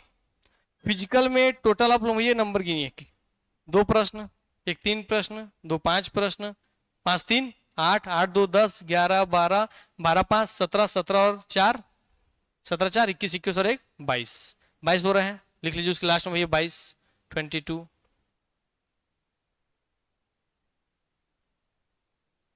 इकोनॉमिकल लिखिए 5 3 8 2 10 4 14 2 16 2 18 1 19 19 3 19 3 हो गया भाई 22 22 1 23 24 और 1 25। ठीक है, इसको देख लीजिए भैया 1 2 3 4 5 6 6। तब समझ में आ गया ना? वेटेज किनका है? लगभग दोनों का लगभग वेटेज एक जैसा, किसका? फिजिकल और इकोनॉमिकल का। ठीक हो गया? यस। मगर बड़े नंबर वाले पोर्शन में तीनों को इंपॉर्टेंट है। इसका मतलब अगर आप ह्यूमन ज्योग्राफी को अगर आप इग्नोर मारोगे भी दिक्कत नहीं है छोटे प्रश्नों के लिए, मगर ह्यूमन ज्योग्राफी जब भी तैयार करो किसके लिए रेडी करो? कंप्लीट नंबर वाले के लिए, बड़े फॉर्म के लिए रेडी करो। उसी के अंदर छोटा वाला ऑटोमेटिक इंक्लूड हो जाता है, तो इसके एक छोटा छोटा हिस्सा नहीं पढ़ना है। आप एक कंप्लीट स्टडी करके एक पूरा कंप्लीट फॉर्मेट में लिख करके रख लीजिए, ऐसे की तरह कि छत्तीसगढ़ में ये जनसंख्या है, जनसंख्या डिस्ट्रीब्यूशन ये है, इतना जनसंख्या घनत्व है, इतना ये है, इतना लिंगानुपात, इतना जन्म दर, इतना मृत्यु दर, सब लिख करके एक फॉर्मेट बना के रख लिए पूरा पूरा। और उसमें भाई जो पूछ लिया छोटे छोटे नंबर में उसको चिपका दिए और पूछा सब एक साथ, तो एक साथ लगा दिए, काम खत्म इसका। मतलब इसमें भैया एक सिंगल पेज का काम है, 2 3 पेज में आप जो लिख के रखोगे उसी से आपको पूरा पेपर क्रैक। समझ आ गया बात ना? यस, यहाँ पूरा फैक्ट्स का ही हिसाब है। फैक्ट आप लिखेंगे, ये प्री फैक्ट का एनालिसिस कर देंगे, आप एनालिसिस करके लिख देंगे। वो क्या है? मीन्स। जैसे बोला लिंगानुपात भाई दिख रहा है कि बस्तर संभाग में ज्यादा है सर, सरगुजा संभाग में ज्यादा है सर, तो हम क्या बोलेंगे कि सर जनजातियों में लिंगानुपात अधिक है और मैदानी क्षेत्रों में लिंगानुपात कम है, और जबकि जनजातीय क्षेत्रों में साक्षरता का दर कम है और भैया मैदानी क्षेत्रों में साक्षरता अधिक है। इसका मतलब साक्षरता का लिंगानुपात से कोई संबंध नहीं है। लोग पढ़ने लिखने के बाद भी शहरी क्षेत्रों में भैया क्या दिखाया जा रहा है? भ्रूण हत्या ज्यादा देखा जा रहा है। अभी आपके ग्रामीण आदिवासी अंचलों में, ग्रामीण अंचलों में भ्रूण हत्या कम देखा जा रहा है। समझ में आ गया बात ना? तो अब बताएंगे, इस तरह एनालिसिस करके लिख देंगे, तो फैक्ट्स वही है, मैं उसका एनालिसिस करके आपने क्या निकाला, ये क्या है? मीन्स। समझ रहे हो ना? फैक्ट्स अब पढ़ेंगे, इस जिले का लिंगानुपात इतना, इस जिले का लिंगानुपात इतना, मगर आपने क्या किया? आप एनालिसिस कर लिए। क्या देखो, ये जो क्षेत्र मैदानी क्षेत्र में पड़ता है, ये शहर में पड़ रहा है और यहाँ लिंगानुपात कम है। ठीक है, और ये भाई ग्रामीण क्षेत्र है, बस्तर अंचल, ये आदिवासी लोग रहते हैं, पढ़ते लिखते कुछ नहीं है, मगर फिर भी मानिए इनका लिंगानुपात इतना ज्यादा है। क्यों? इसका मतलब यहाँ भैया नारियों की स्थिति ज्यादा सम्मानजनक है ना? भ्रूण हत्या की दर कम है यहाँ पर। क्लियर हो गई बात ना? हाँ, यहाँ पुरुषवादी विचारधारा से ग्रसित नहीं है ज्यादा लोग। आप एक माइंडसेट समझ लेंगे, है ना? क्योंकि अगर ये नारी को बचा तो नारी को पूजा जाता है, सम्मानता का दर्जा दिया जाता है, इज्जत सम्मान से रखा जाता है आदिवासी अंचलों में। अभी वही शहर में देख रहे हैं तो आप क्या समझ रहे हैं कि आज भी पुरुषवादी सोच हावी है, पुरुष आज भी स्त्री को अपने से कम समझते हैं। जो डाटा अपने को रिलैक्स करके बता रहे हैं, यही तो आपको लिखना है, यही तो मेंस है कि जो अपने पॉइंट्स फैक्ट्स पढ़े हैं उसका एनालिसिस आपने करके जो निकाला है रस क्रक्स, वही मेंस में लिख देना है। और क्योंकि आप एकदम तथ्य रख के बात कर रहे हैं तो एग्जामिनर भी आपको भाई बात को काट नहीं सकता। समझ रहे हैं बात ना? यस, ठीक हो गया बात? ये प्री और मेंस। ठीक है, यस। ठीक है, आपके सामने एनालिसिस मैंने रख दिया है, 21 तक मैंने रखा है। 22 और 23 का आपको होमवर्क है, लिख लो। 22 का 23 का ऐसा एनालिसिस चार्ट बना करके लाओगे। कब बना के लेकर के आओगे? आपको समय दे देते हैं गुरुवार, आज हो गया सोमवार, मंगलवार, बुधवार, आज सोमवार, 3 दिन का समय है। गुरुवार को जब क्लास में आओगे तो भाई 22 और 23 का पेपर आप लोगों के पास अनसॉल्व पेपर एक होना चाहिए, जो प्रीवियस जितने क्वेश्चंस आए हैं उसका एनालिसिस करके ऐसी चार्ट बना के रखना है। ठीक हो गया बात? यस, हो गया इतना हिस्सा। लास्ट में कुछ और बताएंगे हम आपको। अब आगे बढ़ते हैं। तो आइए, आपका भी ये जो 11 सूत्रीय कार्यक्रम था उसमें हमारा सीजीपीएससी फॉर्मेट डिस्कशन हो गया था। फॉर्मेट क्या है? Pre mains interview. Mains format discussion हम हो गया। मेंस में 7 पेपर होते हैं, किसमें होते हैं? उसके भाग 3 भाग होते हैं। 200 नंबर का होता है, 3 घंटा लिखने मिलते हैं, एक दिन 2 पेपर होते हैं, लिख लिए। सिलेबस फॉर्मेट डिस्कशन हम लोग कर लिए, सिलेबस का फॉर्मेट क्या होता है, सिलेबस का एनालिसिस हम लोग कर लिए। पेपर 5 जो पॉइंट 4 था, पेपर 5 पार्ट 3 का एनालिसिस करना है, हम लोग कर लिए। पॉइंट 5 सी जियोग्राफी मींस क्लासिफिकेशन, क्लासिफिकेशन आपको बता दिया, फिजिकल इकोनॉमिकल वाला। क्लियर हो गई बात ना? वो देखेंगे 6 number distribution previous year question में उसका एनालिसिस हमने कर लिया कि सारा कितने आए हुए हैं। Paper 7 mains answer writing. अब पेपर 7 हम पॉइंट 7 11 सूत्री फॉर्मूले में पॉइंट 7 से बात करेंगे। पॉइंट 6 तक मैंने आपको सब बता दिया। क्लियर हो गया इतना बात ना? यस, मैंने बोला था जीवन बदलने वाला सेशन, इसे जाओ मत करके, जो गए हो भाई वो पछताएंगे। पढ़ेंगे सब, आप सिलेक्शन कैसे लेंगे वो डिपेंड करता है इस पे। ठीक है, अब आ जाइए पॉइंट 7, क्योंकि अब मेंस पूरा समझ, हमने रणनीति बना ली सर, हम प्रॉपर काम कर लिए सर। अब मुद्दा आता है आंसर राइटिंग पर। ठीक है, तो आते हैं भैया, अगला पॉइंट है मेंस आंसर राइटिंग। आपके 11 सूत्री फॉर्मूले में 7वां number formula mains answer, heading डाली सबके सब राइटिंग। ठीक है, mains answer writing. Mains answer writing में ना एक बहुत बड़ा हिस्सा है माइंडसेट। क्या है आपका? माइंडसेट। तो एकदम पूरा बना रहा हूं डायग्राम। मैं फिर बोल रहा हूं, मेरा हमेशा एक ही कोशिश रहता है, इसलिए आपको दिखेगा जब मैं जो पढ़ाता हूं, जो करवाता हूं, वो थोड़ा अलग दिखेगा आपको मार्केट नॉर्मल दुनिया से। क्योंकि मेरे एक ही उद्देश्य है, मैं चाहता नहीं कि आपको ऐसा ना वैसा पोस्ट, मेरा चाहता हूं सब डिप्टी कलेक्टर ही बनो। जिला में सबसे बड़ा अधिकारी कौन भैया? कलेक्टर। उसके बाद कौन? Deputy collector. तो मैं चाहता हूं वही बनो, जिसको भी डीएसपी बनना बन सकता है, मगर डिप्टी कलेक्टर डीएसपी बनने का अपना सपना देखिए। उसी लेवल पे आपको मैं गाइड करूँ, उसी लेवल पे आप लोग मेहनत भी कीजिए, फिर बाकी जो बनना बन जाएंगे, ज्वाइन कर लेंगे, फिर आगे बनते रहेंगे, वो अलग बात है। मगर मेरा एफर्ट हमेशा रहता है कि मैं आपको इस तरीके से ट्रेन करूँ कि भैया आप डिप्टी कलेक्टर के पोस्ट के लिए ही तैयार हो रहे हैं। तो मेरा तो ये सपना है, इसलिए मैं उतना एफर्ट लगाता हूँ। मेरे एफर्ट में दिखता होगा आपको चीजें, आपके एफर्ट में भी खुद को आपको देखना है। देखिए आपका एफर्ट, आपका थॉट प्रोसेस, आपका नेचर, आपका बिहेवियर, आपका मेहनत उस अकॉर्डिंग है या नहीं। समझ में आ गई बात ना? यस। आइए, तो हम लोग वही माइंडसेट का बात की है। अभी मेंस आंसर राइटिंग में माइंडसेट का पूरा खेल है। आप पढ़ रहे हैं अलग अलग संस्थानों में, अलग अलग कोचिंगों में, सब जगह टीचर पढ़ाते हैं, सब टीचर अच्छा पढ़ाते हैं, सब जगह बुक है, सबकी बुक अच्छी है, कोई दिक्कत की बात नहीं। मेन है कि आपका माइंडसेट कैसा है, वो कहीं से भी आप पढ़ रहे हैं उसमें से आप क्या निचोड़ करके ले पा रहे हैं, है ना? तो माइंडसेट को मैंने 3 कैटेगरी में आपके लिए बांटा हुआ है पूरा, क्योंकि आप सबको पता हो भाई, इससे पहले मैं साइकोलॉजी वगैरह पढ़ाता था, तो साइकोलॉजी के आधार पर मैंने माइंडसेट को बहुत अलग तरीके से समझने की कोशिश किया। उस आधार पर माइंडसेट हमारा 3 तरीके से काम करता है। एक करेगा भैया बिफोर एग्जाम, ठीक है, एक ड्यूरिंग एग्जाम आपका माइंडसेट कैसा होना चाहिए एग्जाम के दौरान, और एक आफ्टर एग्जाम आपका माइंडसेट कैसा होना चाहिए। ये तीनों बहुत खतरनाक और बहुत बड़ा चीज है।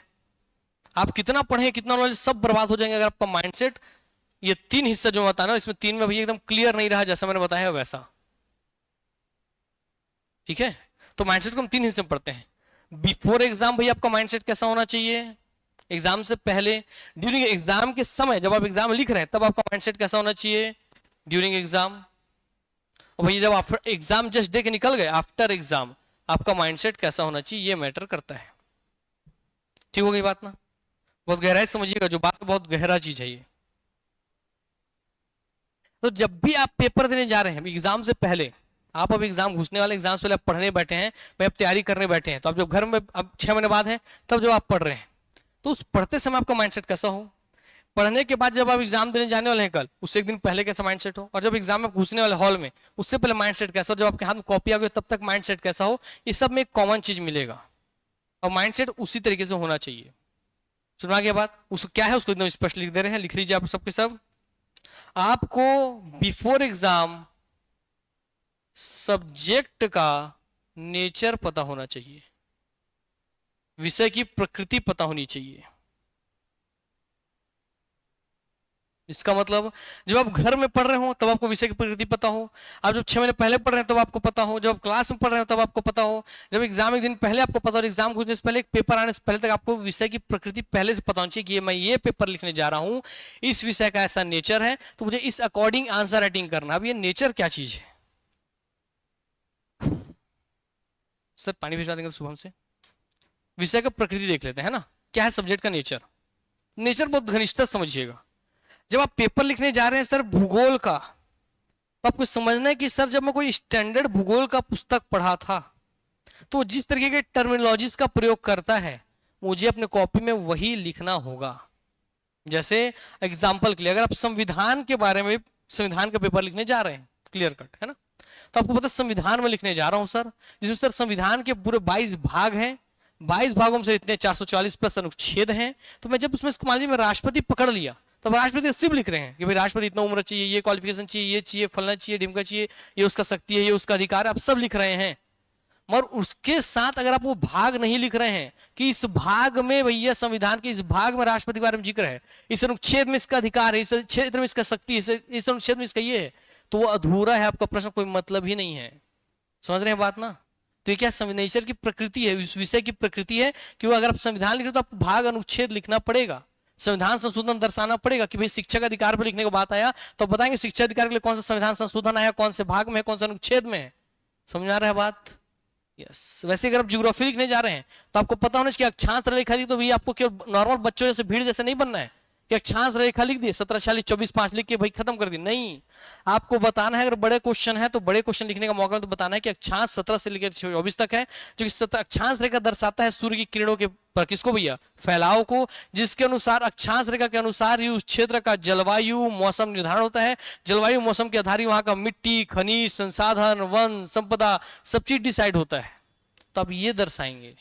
क्लियर हो गई बात ना? जियोग्राफिकल टर्मिनोलॉजीज, अक्षांश रेखा नहीं लिख के आना है। अक्षांश रेखा का वैल्यू क्या, क्यों अक्षांश रेखा क्यों बनाया गया, तो अपने ना अक्षांश रेखा तक भैया क्या होता है, उष्णकटिबंधीय है, भूमध्य से 23.5 तक उष्णकटिबंधीय है, ट्रॉपिकल जोन है। ट्रॉपिकल का मतलब क्या है, सूर्य गर्मी अधिक है, हीट ज्यादा, हीट वेव ज्यादा मिल रही है, हीट वेव डायरेक्ट मिल रही है। यस, तो इसी आधार पे जलवायु होती है, उस आधार पे यहाँ पे वर्षा होती है, वर्षा के आधार पे यहाँ फसल हो रहे हैं, तो सब जो उसी से रिलेटेड है। क्लियर हो गई बात? यस। तो आपको ये सब विषय की प्रकृति समझने की बात है। आप इकोनॉमिक्स लिखने जाए तो आपको इकोनॉमिकल लैंग्वेज में लिखना है, 5 रुपया 10 रुपया नहीं लिखना है, वहां जिस तरह के टर्मिनोलॉजीज प्रयोग होते हैं। समझ में आ गई बात ना? जीडीपी तो जीडीपी प्रॉपर लिखना है, ठीक है ना, ग्रॉस डोमेस्टिक प्रोडक्ट, उस तरीके से लैंग्वेज प्रयोग होना चाहिए। उस विषय का जो स्टैंडर्ड लैंग्वेज है, उसके स्टैंडर्ड बुक का वो पता होना चाहिए। और आपका आंसर आपके लोकल लैंग्वेज में नहीं होना चाहिए, मेरा तेरा खाए रहन ऐसा नहीं होना चाहिए। जैसे उस विषय का नेचर है उसी शब्दों का, उसी टर्मिनोलॉजी का, उसी शैली का प्रयोग करना है। क्लियर हो गई बात ना? तो बात समझ लेंगे। सब्जेक्ट नेचर का मतलब है शब्द, शैली और टर्मिनोलॉजी।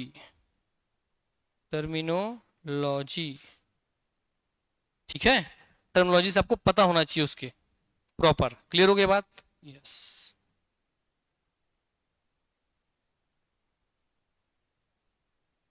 ठीक हो गया। अब हर सब्जेक्ट का अलग अलग नेचर होता है, तो जब आप पेपर देने जा रहे हो तो आपको पता हो कि क्या इससे एक दिन पहले मतलब पेपर 4 दिन में मेंस पेपर होता है, आप पहले दिन का मेंस पेपर लिखे आप उसी में डूबे हुए हो, समझ रहे हो बात ना? तो बर्बाद हो जाओगे। अगले दिन अलग सब्जेक्ट का पेपर है। यस, तो क्विक चेंज आना चाहिए आपके दिमाग में। ठीक है, यस। आइए, ड्यूरिंग एग्जाम क्या होता है? ड्यूरिंग एग्जाम बहुत सारी चीजें हैं जिसमें हम बात करेंगे, उसको एक अलग अलग छोड़ देते हैं अभी। ठीक है, आफ्टर एग्जाम पे पहले बात कर लेते हैं। आफ्टर एग्जाम सिंपल से एक ही चीज लिखा भैया मैंने, आपको एक ही चीज करना है आफ्टर एग्जाम। जब आप एग्जाम लिख करके आ गए, आप सोचो मैंने अच्छा लिखा, मैंने खराब लिखा, मैंने ये लिखा, मैंने वो लिखा, ऐसे लिखना था, ऐसा नहीं लिखा, ये सब चीजें आपके अगले दिन के पेपर को बिगाड़ देगी। इसलिए जैसे एग्जाम हॉल से बाहर निकल गए, आफ्टर एग्जाम सिर्फ एक ही चीज आपको काम करना है, वॉश योर ब्रेन। अपना ब्रेन वॉश कर लीजिए। क्यों? क्योंकि अगले दिन फिर एक नया सब्जेक्ट है जिसका खुद का नेचर अलग है, जिसका शब्द शैली अलग है। तो आप अगर पिछले सब्जेक्ट के जोन में डूबे रहेंगे तो अगले दिन उसी जोन में आप उस पेपर को लिख के आ जाएंगे और नंबर नहीं मिलेगा। आपका पेपर पूरा लिखा रहेगा, आप पूरा आंसर करके आएंगे, फिर भी नंबर कम कहाँ आता है? वहीं आता है नंबर कम। क्विक माइंड चेंज आपको पता होना चाहिए। ठीक हो गई बात ना? इसलिए एग्जाम से निकले जैसे बाहर हॉल से, अब कोई पछतावा नहीं, कोई खुशी नहीं, छोड़ दी, हो गया। समझ में आ गया बात ना? क्योंकि जो लिखा तो लिख दिए, अब आप बदल सकते हैं क्या उसको? नहीं। तो ये एकदम कंठस्थ आपको एकदम बहुत मजबूती के साथ ये बात पता होना चाहिए, अब कुछ नहीं बदल सकता मैं भाई, हो गया। अब जो बदल सकता हूँ आने वाले एग्जाम में, इसलिए पीछे जो दिया हूँ सब छोड़ दो, सब भूल जाओ, मेरे को कुछ नहीं पता चांस का था, सब भूल जाओ, एकदम वॉश कर दो ब्रेन को। अब जो अगले दिन एग्जाम है उसके बारे में सोचिए। ठीक हो गई बात? और एक दिन पहले भाई आप पढ़ नहीं सकते तो उसका वही मनन चिंतन कीजिए, इसका नेचर कैसा है, प्रकृति कैसा है, टर्मिनोलॉजीज क्या क्या है, यही एनालिसिस किया जाता है एग्जाम जाने से पहले। आप जैसे एग्जाम एक दिन दो है तो एग्जाम से पहले आप क्या करेंगे? तो रटते हैं लोग, गलत है। आप आराम से पेट के नीचे बैठिए, आराम से मनन चिंतन कीजिए, बुक पकड़िए, मनन चिंतन कीजिए। हाँ यार, ऐसा ऐसा नेचर है, इकोनॉमिक्स का है, जीडीपी एक होगा, जीएसडीपी एक होगा, ये बर्थ रेट होगा। अच्छा, ये बर्थ रेट का फॉर्मूला क्या होता है? हाँ बोला, उसको देखिए। जीडीपी का फॉर्मूला होता है, ये देख लीजिए। प्रति व्यक्ति आय का क्या होता है, पर कैपिटा इनकम क्या होता है, ये देख लीजिए। क्लियर हो गई बात ना? टर्मिनोलॉजीज देखिए, शब्द शैली देखिए, समझ में आ गई बात? तो इसलिए भाई कहानी से पढ़ना पड़ता है। ठीक है, कि किस तरीके से कहानी सुनाते हैं। जैसे हर आदमी अलग अलग है, सबका कहानी सुनने का तरीका अलग अलग, तो ऐसे हर विषय का कहानी सुनाने का तरीका अलग अलग है। उस तरीके को पकड़ना है आपको, और उसके लिए क्या कर सकते हैं, स्टैंडर्ड बुक बस पढ़ना है, तो आपके अंदर शब्द शैली डेवलप होगी। तो मैंने बता दिया क्या चीज करना और कहाँ डेवलप होगी, स्टैंडर्ड बुक से। कहाँ से होगी डेवलप, स्टैंडर्ड बुक, या आपके कोचिंग का जो बुक है उसका भी लैंग्वेज आप देखेंगे तो वो भी उसी लैंग्वेज के आसपास है, वो आप यूज कर सकते हैं। ठीक हो गई बात, यस। एकदम बुक के लैंग्वेज को लोग अपने लैंग्वेज में कन्वर्ट कर देते हैं, यही सबसे बड़ा दिक्कत है। सुना क्या बात ना, हाँ। आइए अगला चलते हैं। बिफोर एग्जाम पता चल गया, आफ्टर एग्जाम पता चल गया क्या करना है। अब ड्यूरिंग एग्जाम क्या करना है, ये सबसे घातक चीज है। आओ तो इससे बात कर लेते हैं। हाँ, सबसे घातक चीज, इतना जो 1.5 घंटा 2 घंटा में रणनीति बता रहा हूँ ना, ये सब यही बनेगा और सब बिगड़ जाएगा अगर आप इस समय अपना चीज जो बताएंगे उसको ध्यान नहीं रखेंगे तो। अब मैं ड्यूरिंग एग्जाम को एक अलग टॉपिक बना दे रहा हूँ। ड्यूरिंग एग्जाम एक अलग हम टॉपिक बना दे रहे हैं, इसको अलग से लिख लीजिए, क्योंकि यही आपको बताएगा कि आपको कैसा आंसर लिखना है। ठीक है, इसमें सबसे पहले भैया जब आप पेपर पकड़ेंगे तो एजम्पशन की, जब आपने पेपर पकड़ा अपने हाथ में ऐसा, तो आपकी आंखों के सामने होगा क्या, ओनली क्वेश्चंस, यही होगा ना। और क्वेश्चन कितने नंबर का है और कितने लाइन लिखना है, वो लाइन भी दे दिया, तो आपको गिनती गिनना नहीं है, उतना लाइन भरना है। तो सबसे पहले जो आता है भैया उसको लिख लेंगे आप लोग। पहला पॉइंट, जैसे आप पेपर पकड़ेंगे इसको ऐसे बच्चे जैसे लिख दो हम, आइए, होल्ड योर पेपर, हो गया बात, या क्वेश्चन पेपर, हो गया बात। पहला पॉइंट है रीड क्वेश्चन, ठीक है, लिख लीजिए। रीड करने के बाद क्या करना है वो ध्यान से दिखिएगा। आपने एक बार पढ़ लिया क्वेश्चन को, एनालाइज कीजिए, analyse analyse analyse question demand, उस प्रश्न की मांग क्या है, सबसे पहले ये समझना है। ये सब सेकंड्स में होगा ना काम, जब प्रश्न पढ़ेंगे तो। प्रश्न पढ़े फिर से लिखना चालू नहीं करना है, फिर बता रहा हूं, हर प्रश्न पढ़ने के बाद 30 से 45 सेकंड का भैया आपको बीच में गैप लेना है, और उसके बीच में क्या होगा वही है, जादू कर देगा वो, पूरा 30 से 45 सेकंड जादू बिखेर के रख देगा, उसके अंदर ये सब चीज होगा जो लिखवा रहा हूं मैं। ठीक है, ध्यान देखिएगा। एनालाइज क्वेश्चन, आपने क्वेश्चन का डिमांड क्या क्या है, कि ये प्रश्न मुझसे क्या क्या क्या डिमांड कर रहा है, वो सारे बिंदु आपने ध्यान रख लिए। ठीक है, वही बात ना। उससे देखिए तीसरा पॉइंट,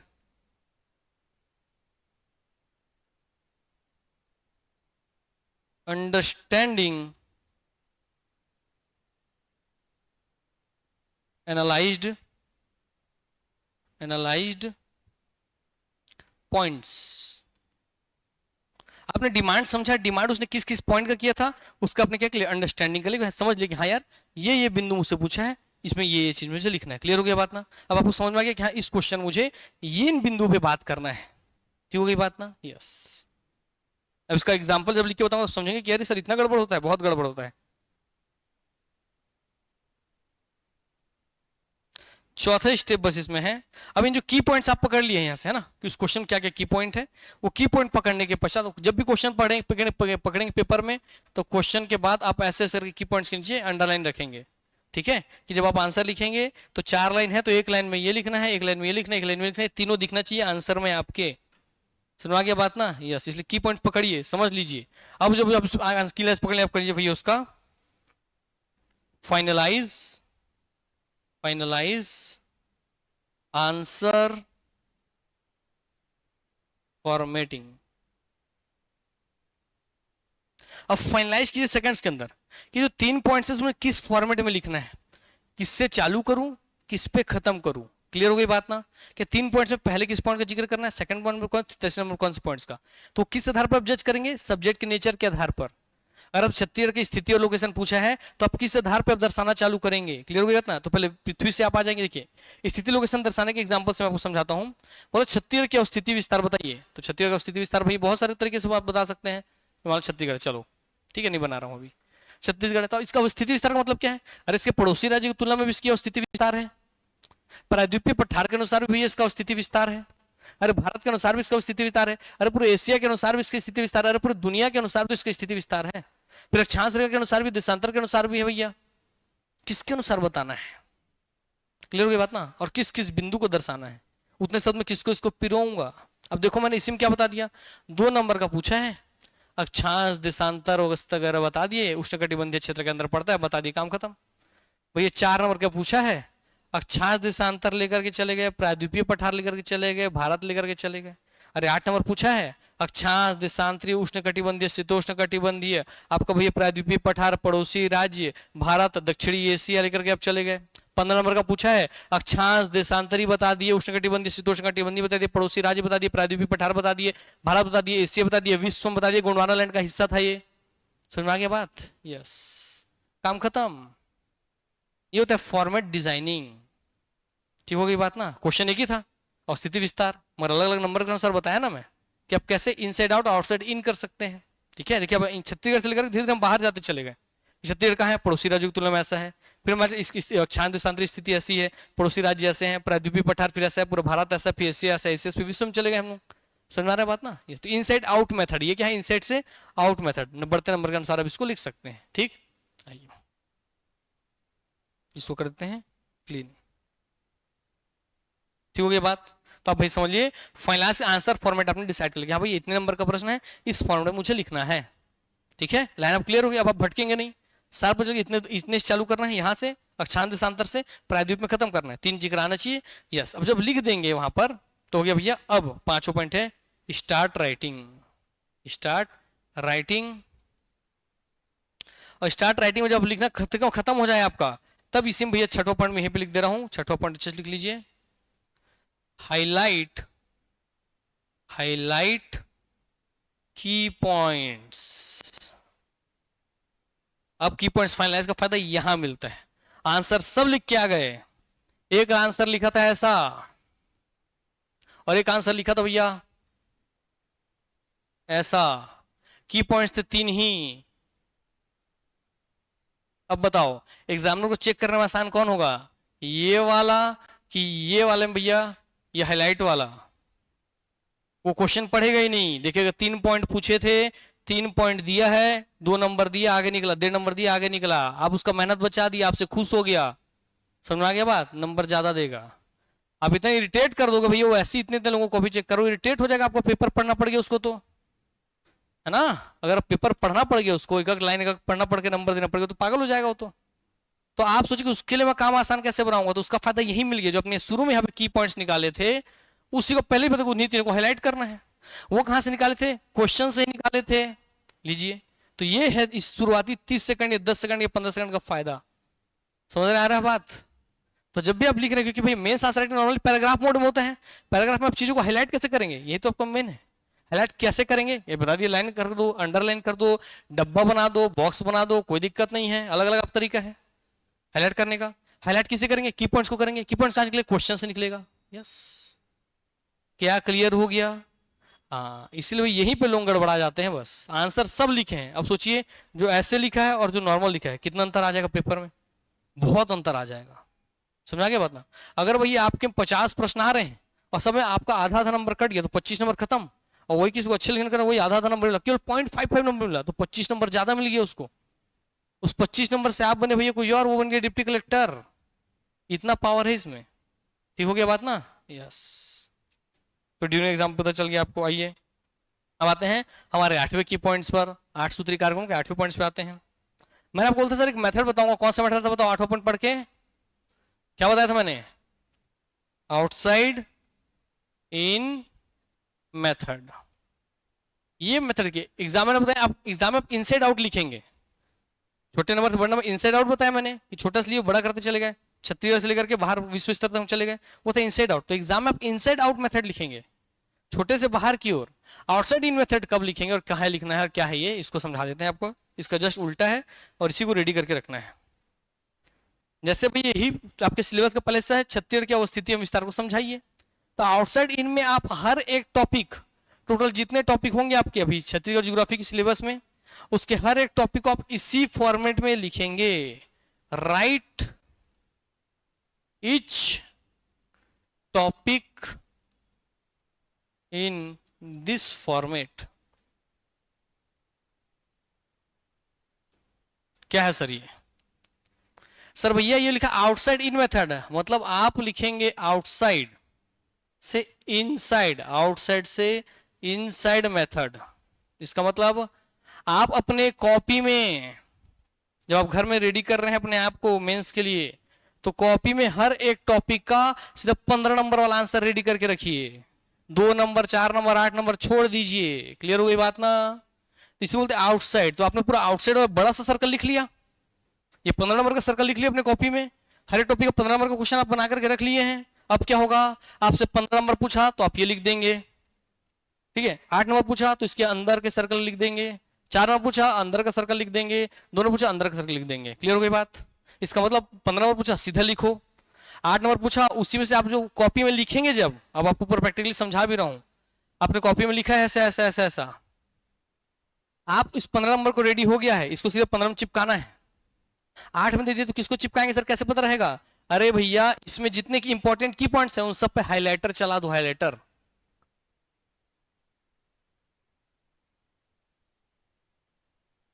सुना गई बात? हाईलाइटर चला दो। अब 8 में पूछा तो लो भैया पूरा की पॉइंट नहीं आ रहा है, इतना की पॉइंट डाल दूंगा। 4 में पूछा इतना डाल दूंगा, 2 में पूछा इतना डाल दूंगा। तो एक ही आंसर लिखोगे, सब फॉर्मेट रेडी हो जाएगा आपका। समझ में आ गया बात? यस। तो कॉपी में आउटसाइड मेथड में लिखना है और इनसाइड में आपका एग्जाम आएगा तो आप लिख सकते हो। इसका मतलब आपको एक ही टॉपिक का हर लेवल का फॉर्मेट में क्वेश्चन रेडी करने की जरूरत नहीं है।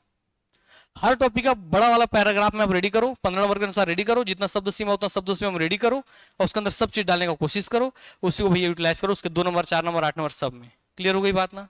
इसका डबल बेनिफिट, जब आप घर में लिख रहे होगे पहले रफ लिखो, रफ अच्छे से लिख लिए, 3-4 अलग अलग तरीके से लिख लिए, जो सुंदर लगा उसको एक फेयर में लिखो। ठीक हो गई बात ना? और फेयर वाले को भी पढ़ करके एग्जाम जाने से पहले उसी को रिवीजन करके जाओ।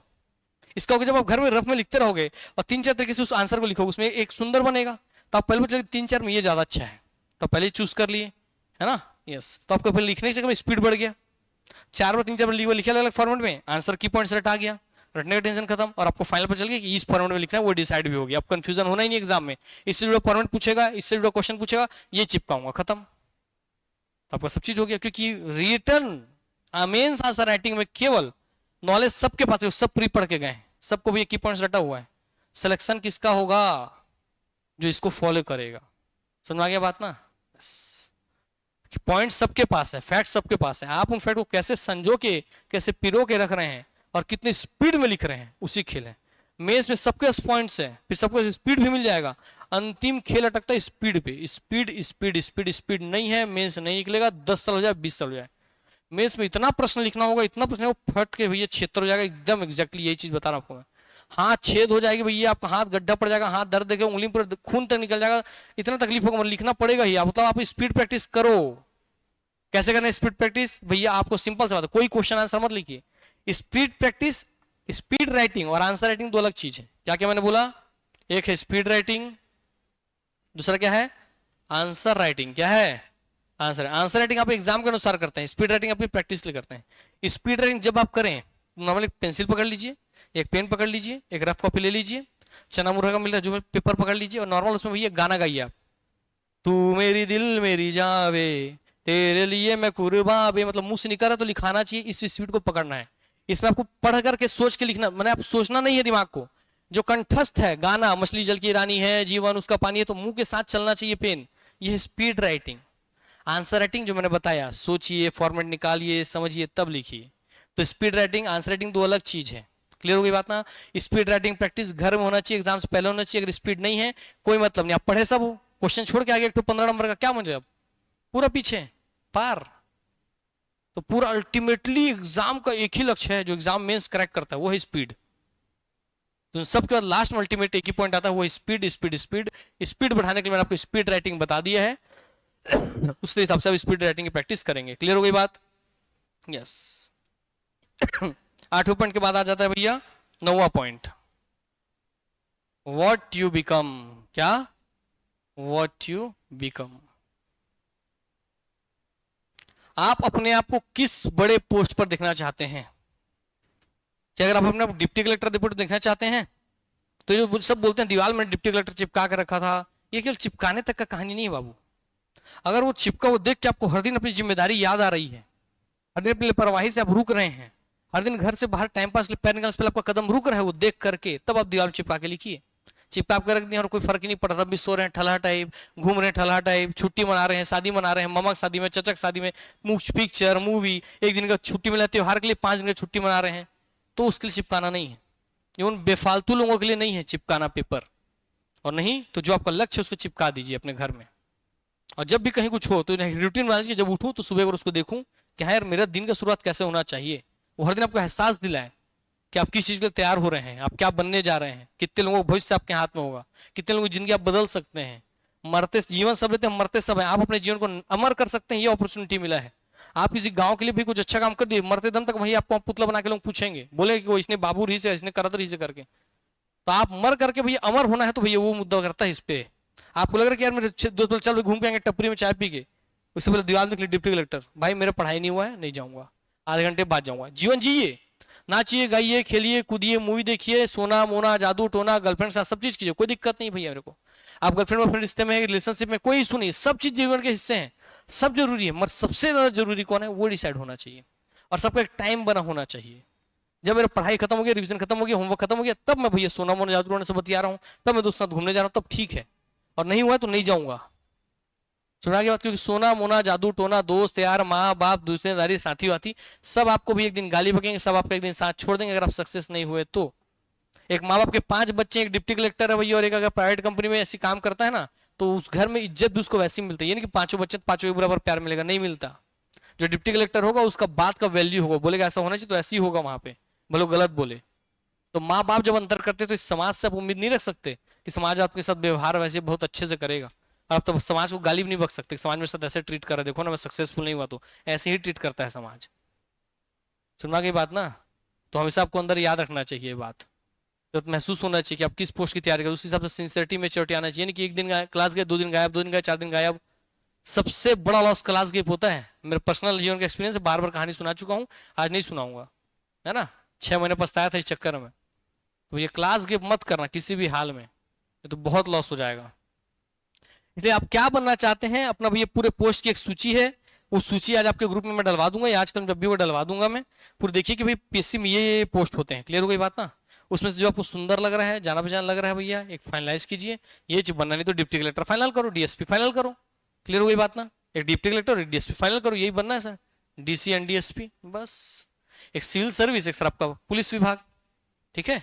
एक सिविल में सबसे टॉप, एक भाई आपको पुलिस में सबसे टॉप राज्य स्तर पर, यस, क्लियर हो गई बात।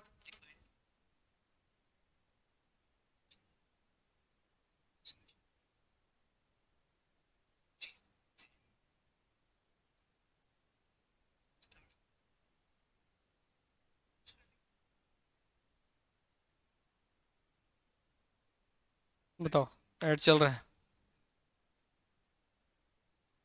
ठीक हो गई बात, यस। कौन से ऐड भाई, चुप हो जाए, एस्ट्रोलॉजी वाले।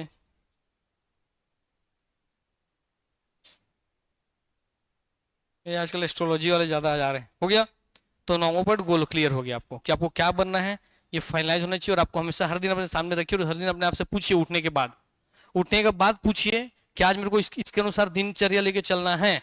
6 घंटे पढ़ के थक गया हूं ऐसा नहीं बोलना है, 8 घंटे पढ़ के थक गया सर बहुत पढ़ा दी नहीं बोलना है। सोने से पहले पूछिए क्या आपने आज इसके बराबर का कर्तव्य निभाया है कि नहीं निभाया है। अगर ये आदमी बीमार पड़ गया, ये बीमार पड़ गया और इसके ऊपर भी कलेक्टर, इसके ऊपर भी एसपी बुला लिया, तो क्या बोलेगा आज मैं बीमार हूं नहीं आऊंगा, ये गोली खा के जाके ड्यूटी करने। तो फिर आपको भी भैया अपने कि आप रेगुलर रहेंगे तो उसमें मेरे को क्या मिलेगा। आप तो भैया, मैं सिंपल सी बात बोलता हूँ, प्रैक्टिकल बात, आप पैसा पेड कर चुके हो, आपको तो पैसा जमा हो गया, आप नहीं आओगे तो आप मेरा क्या जाना है, आपका जाएगा ना। तो फिर इतना सिंपल बात समझ नहीं आता, मैं तो पढ़ा के आगे निकल जाऊंगा, वैसे में जो रेगुलर रहेगा वो पोस्ट लेकर के आगे निकल जाएगा, तो बाकी पीछे रह जाएंगे। समझ आ रहा है बात ना, एकदम क्लियर एंड नीट बात। आपको पता होना चाहिए आप भैया पे आउट किए तो आपको पैसा वसूलना है, आ करके रेगुलर, पढ़ करके रेगुलर, रिवीजन करके रेगुलर, जो सर होमवर्क दिए वो करके रेगुलर। तो एक बार सूतने से पहले, सूतने के बाद उठे हैं, सुबह उठे हैं, तब एक बार देखिए इसको, दीवार चिपका के रखिए और एक बार इसको मल्टी कलर से बनाइए ताकि ध्यान आकर्षित होगा। सिंपल कलर मत बनाइए, बढ़िया रंग बिरंगा बना के चिपकाइए दीवार पर अपने बिस्तर के जस्ट सामने।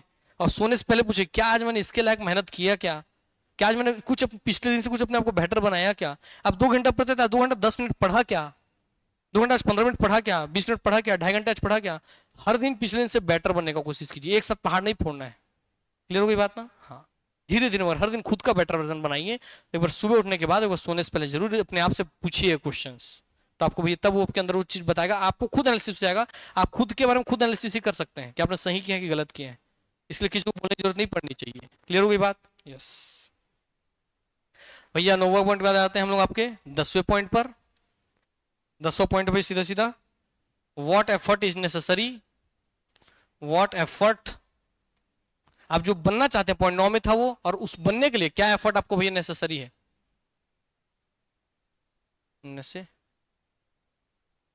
नेसेसरी, ठीक हो गई बात। तब वो क्या एफर्ट जरूरी है, इसमें मैं हमसे एक ही एफर्ट बोलता हूं, वो है भैया रेगुलर, रेगुलरिटी, लैरिटी। अगर आप रेगुलरिटी नहीं है, आप अधिकारी नहीं बन सकते, आप चपरासी भी नहीं बन सकते, आप कुछ भी नहीं बन सकते।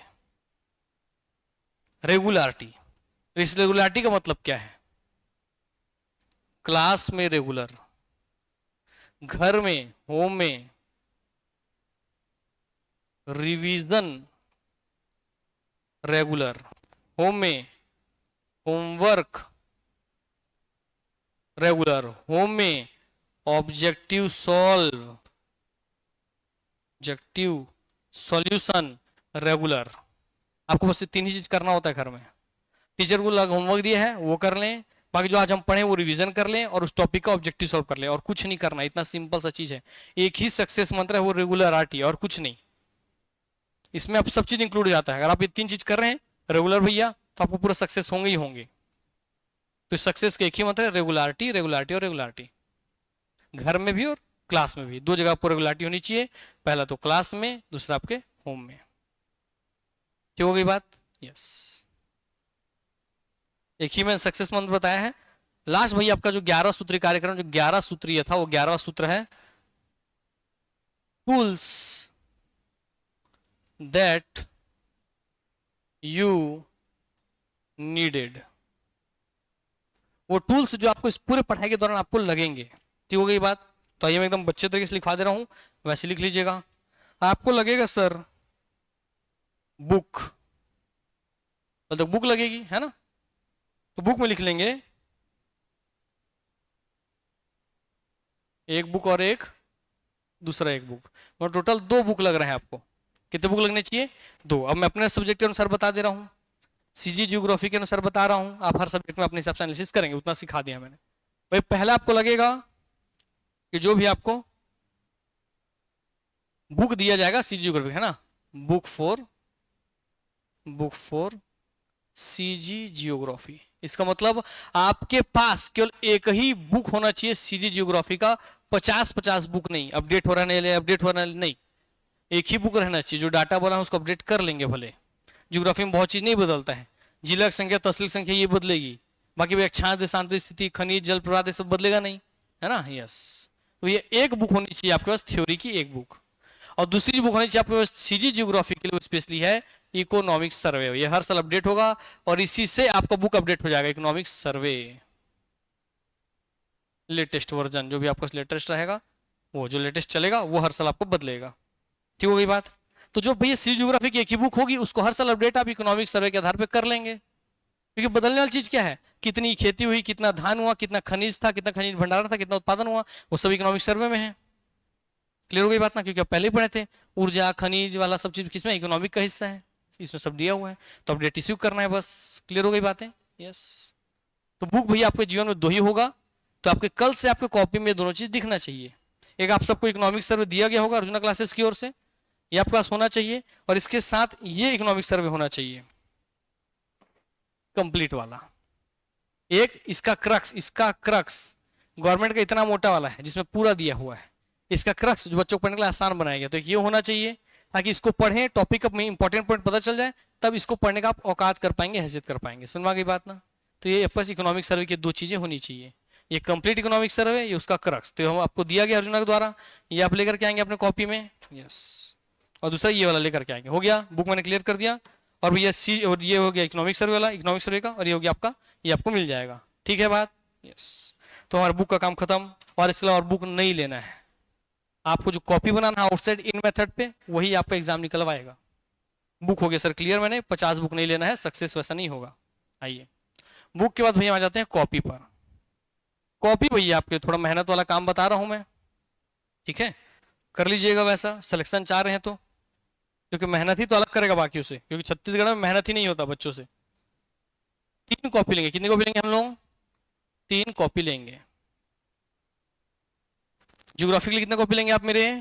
3 कॉपी। मेंस के लिए महंगे से मतलब नहीं, मोटा होना चाहिए, ठीक है बात ना, एक अच्छा होना चाहिए, बाकी दोनों सब बाकी तीनों मोटा होना चाहिए। 3 कॉपी में लिख लेंगे। पहला रहेगा आपका क्लास कॉपी, क्या रहेगा पहला? क्लास कॉपी, ठीक है। फिर दूसरा रहेगा आपके पास प्रैक्टिस कॉपी, क्या रहेगा? Practice copy. तीसरा क्या रहेगा आपके पास? Fair copy. अब समझ में आ गया नाम से ही आपको। क्लास में आपको मैं फॉर्मेट बताऊंगा, क्लास में कभी लिखवाएंगे तो नहीं ऐसे ऐसे, मैं I will guide you about each and every topic, है ना, that how you right the perfect answer. Clear हो गई बात? तो भैया मैं आपको गाइड कर दिया क्लास में, उसके साथ पूरा फॉर्मेट जमा दिया, वो इस क्लास कॉपी में रहेगा, ताकि एग्जाम में जाने से पहले आप पूरा भैया नहीं पढ़ोगे ना, कॉपी भी फॉर्मेट ध्यान रख के जाओगे ना एग्जाम से पहले, तो ये रिवीजन के काम आएगा आपको क्लास कॉपी, कि इस फॉर्मेट में आंसर लिखना है। क्लियर हो गई बात? घर में प्रैक्टिस कॉपी जो रहेगा, इसमें उसी टॉपिक को जिसका मैंने फॉर्मेट लिखा है, उसी फॉर्मेट को फॉलो करते हुए 2 तरीके से, 3 तरीके से, 4 तरीके से अलग अलग आंसर लिखना है एक सेम टॉपिक का, या उसी को बार बार लिखना है। पेंसिल से लिखिए, मिटाइए, पेंसिल लिखिए, मिटाइए, कोई दिक्कत नहीं है, ठीक हो गई बात? ताकि आपको रटा जाए, उसका एक फैक्ट रटा जाएगा, पॉइंट रटा जाए, आपका शब्द शैली पता चल जाए, आपका शब्द आ रहा है कि नहीं आ रहा, लिखते समय शब्द आ रहा है कि नहीं आ रहा है, अटक थोड़ी रहे हैं, क्योंकि होता है बच्चों से एग्जाम में शब्द ही नहीं मिलता, क्या लिखूं, तो प्रैक्टिस के समय पता चलेगा। क्लियर हो गई बात? यस। और लास्ट में फेयर कॉपी, जो 4-5 आप फेयर करेंगे तब आपको पता चलेगा हाँ यार सही फॉर्मेट क्या है। आप लास्ट में जो रफ कॉपी फाइनल करेंगे प्रैक्टिस कॉपी में, उसी को फेयर में अच्छे से लिख लेंगे, ठीक हो गई बात? इसमें आपको जैसे मान लो 40 टॉपिक है छत्तीसगढ़ ज्योग्राफी में, 40 टॉपिक आपका लिखा रहेगा, उसी को पढ़ के एग्जाम में जाना है आपको फाइनल दिन पे, ठीक हो गई बात? यस, आपका पूरा काम खत्म। और इसमें किस फॉर्मेट में लिखा रहेगा? इसमें किस फॉर्मेट रहेगा? इसमें किस, केवल आउटसाइड इन मेथड पे, बड़े फॉर्मेट में हम लिखेंगे, उसमें सब कवर होगा। हाईलाइटर चलाना है हमको, है ना? हाँ, तो यस, तो भाई कॉपी वाला। तीसरा हिस्सा आता है आपके लिए राइटिंग टूल। राइटिंग टूल बता रहा हूं, फिर इतना बच्चे से कोई नहीं बताता, भाई मैं बता रहा हूं तो फिर आप सक्सेस हो, इसलिए बता रहा हूं। इस राइटिंग टूल के अंदर इसको लिख सकते हैं, राइटिंग से ज्यादा अच्छा रहेगा इसके लिए, जो मैंने नाम लिखा था आपके पूरे एग्जाम में, हर एग्जाम में जो मदद करेगा वो है भैया आपके लिए helping tool. Helping tool, helping tool में क्या बता रहे हैं? सबसे पहले भैया आपको अपना करंट अफेयर पढ़ना चालू करना पड़ेगा रेगुलर बेसिस पे। करंट अफेयर, करंट अफेयर 2 हिस्से होंगे, एक छत्तीसगढ़ और एक आपका इंडिया लेवल, ठीक हुई बात? ताकि भैया कुछ बदल रहा है आपकी ज्योग्राफी में, नया जिला बन रहा है, नया तहसील बन रहा है, नया कोई झरना मिला, नया कोई नदी मिला, नया कोई तालाब मिला, यहाँ से अपडेट हो जाएगा, आप उसको उपयोग कर पाएंगे। जो न्यूज बनेगा उसको पूछ लेता है, वो आपका बन जाएगा क्वेश्चन। क्लियर हो गया? तो रेगुलर बेसिस से आपको करंट अफेयर पढ़ने का 1 घंटा निकालना है, उसमें आधा घंटा का छत्तीसगढ़ करंट, आधा घंटा में आपको क्या पढ़ना है? नेशनल इंटरनेशनल करंट पढ़ना है। कोई एक तो चैनल फाइनल करो छत्तीसगढ़ के लिए, कोई एक यूट्यूब चैनल फाइनल करो इंडिया के लिए, हर दिन उसमें देखो और उस पॉइंट्स को भैया अपने दिमाग में बैठा करके लिखो, एक कॉपी में शॉर्टकट में की पॉइंट्स को लिख करके रख लो, ठीक हो गया? एक करंट अफेयर की बुक बनाना हो बना लेना। दूसरा भैया इसमें आता है हेल्पिंग टूल, करंट अफेयर आपका हेल्पिंग टूल है। सेकंड बढ़िया भैया इसमें आपको मल्टी कलर पेन लेना है, क्या लेना है? मल्टी कलर पेन, ठीक है। फिर आपको लिखना है हाइलाइटर लेना है, क्या लेना है? हाइलाइटर, क्या लेना है? हाइलाइटर। जब आप घर में बड़ा नंबर लिखे रहेंगे उसमें हाइलाइटर पॉइंट पर हाइलाइटर चला देंगे, तो आपको एग्जाम पता है कि भैया मुझे एग्जाम में इन पॉइंट्स को हाईलाइट करना है आंसर में, तो आपको सोचना नहीं पड़ेगा। क्वेश्चन आपके दिमाग में पहले से, जो मैं बताया शुरुआती स्टेज, सोचिए की पॉइंट्स निकालिए, वो सब पहले दिमाग में रेडी रहेगा, आप फट से लिखेंगे, हाईलाइटर चलाएंगे, खत्म, हाईलाइट करेंगे आंसर को, खत्म। तो हाइलाइटर रखेंगे, अपने फेयर कॉपी में हाइलाइटर चला के लिखेंगे, ताकि फेयर कॉपी जब पढ़े ना बैठे एग्जाम्स पहले तो पूरा पेपर ना पढ़ना पड़े। की पॉइंट्स देखे, पेज पलट दिए, की पॉइंट्स देखे, पेज पलट दिए, कितना तेज होगा रिवीजन सोचिए आप। तो अगर आप पहले एफर्ट लगा देंगे तो बाद में बहुत आसान हो जाएगा। पूरा पेज में 10-15 की पॉइंट याद रखना है, खत्म हो जाएगा पूरा काम। तो हाइलाइटर। तीसरा बड़ा चीज है भैया, क्योंकि मैंने बताया था पूरा एग्जाम सिलेक्शन करता है स्पीड पे, तो स्टॉप वॉच आप सबके मोबाइल में होगा, नहीं भैया आप लोग स्टॉप वॉच ले लेंगे। स्टॉप वॉच जब आप प्रैक्टिस करके फाइनलाइज हो जाए आपको कि हाँ सर मेरा फॉर्मेट में लिखना है, तब स्टॉप वॉच ऑन कीजिए और उसके बाद देखिए कि आप उतने मिनट के अंदर 175 वर्ड लिख पा रहे हैं कि नहीं पा रहे हैं। तो अब 3 घंटे को पूरे क्वेश्चन नंबर ऑफ क्वेश्चंस के अनुसार डिवाइड कर दीजिए। देखिए कि 15 नंबर के क्वेश्चन के लिए कितना समय मिलता है मुझे, उतने समय में देखिए कि मैं लिख पा रहा हूँ कि नहीं लिख पा रहा हूँ। उससे 1 मिनट 2 मिनट पहले लिखने की कोशिश कीजिए। जब आप ये करेंगे तो एग्जाम देने आपका हाथ नहीं दर्द देगा, आप रोएंगे नहीं। क्लियर हो गई बात ना? यस। तो बहुत आसान सा हिस्सा है, जितने नंबर ऑफ क्वेश्चन है उसमें जितना टाइमिंग है डिवाइड कर दो, पता चल जाएगा भैया। ठीक हो गया? यस। तो स्टॉप वॉच आपका सोना चाहिए।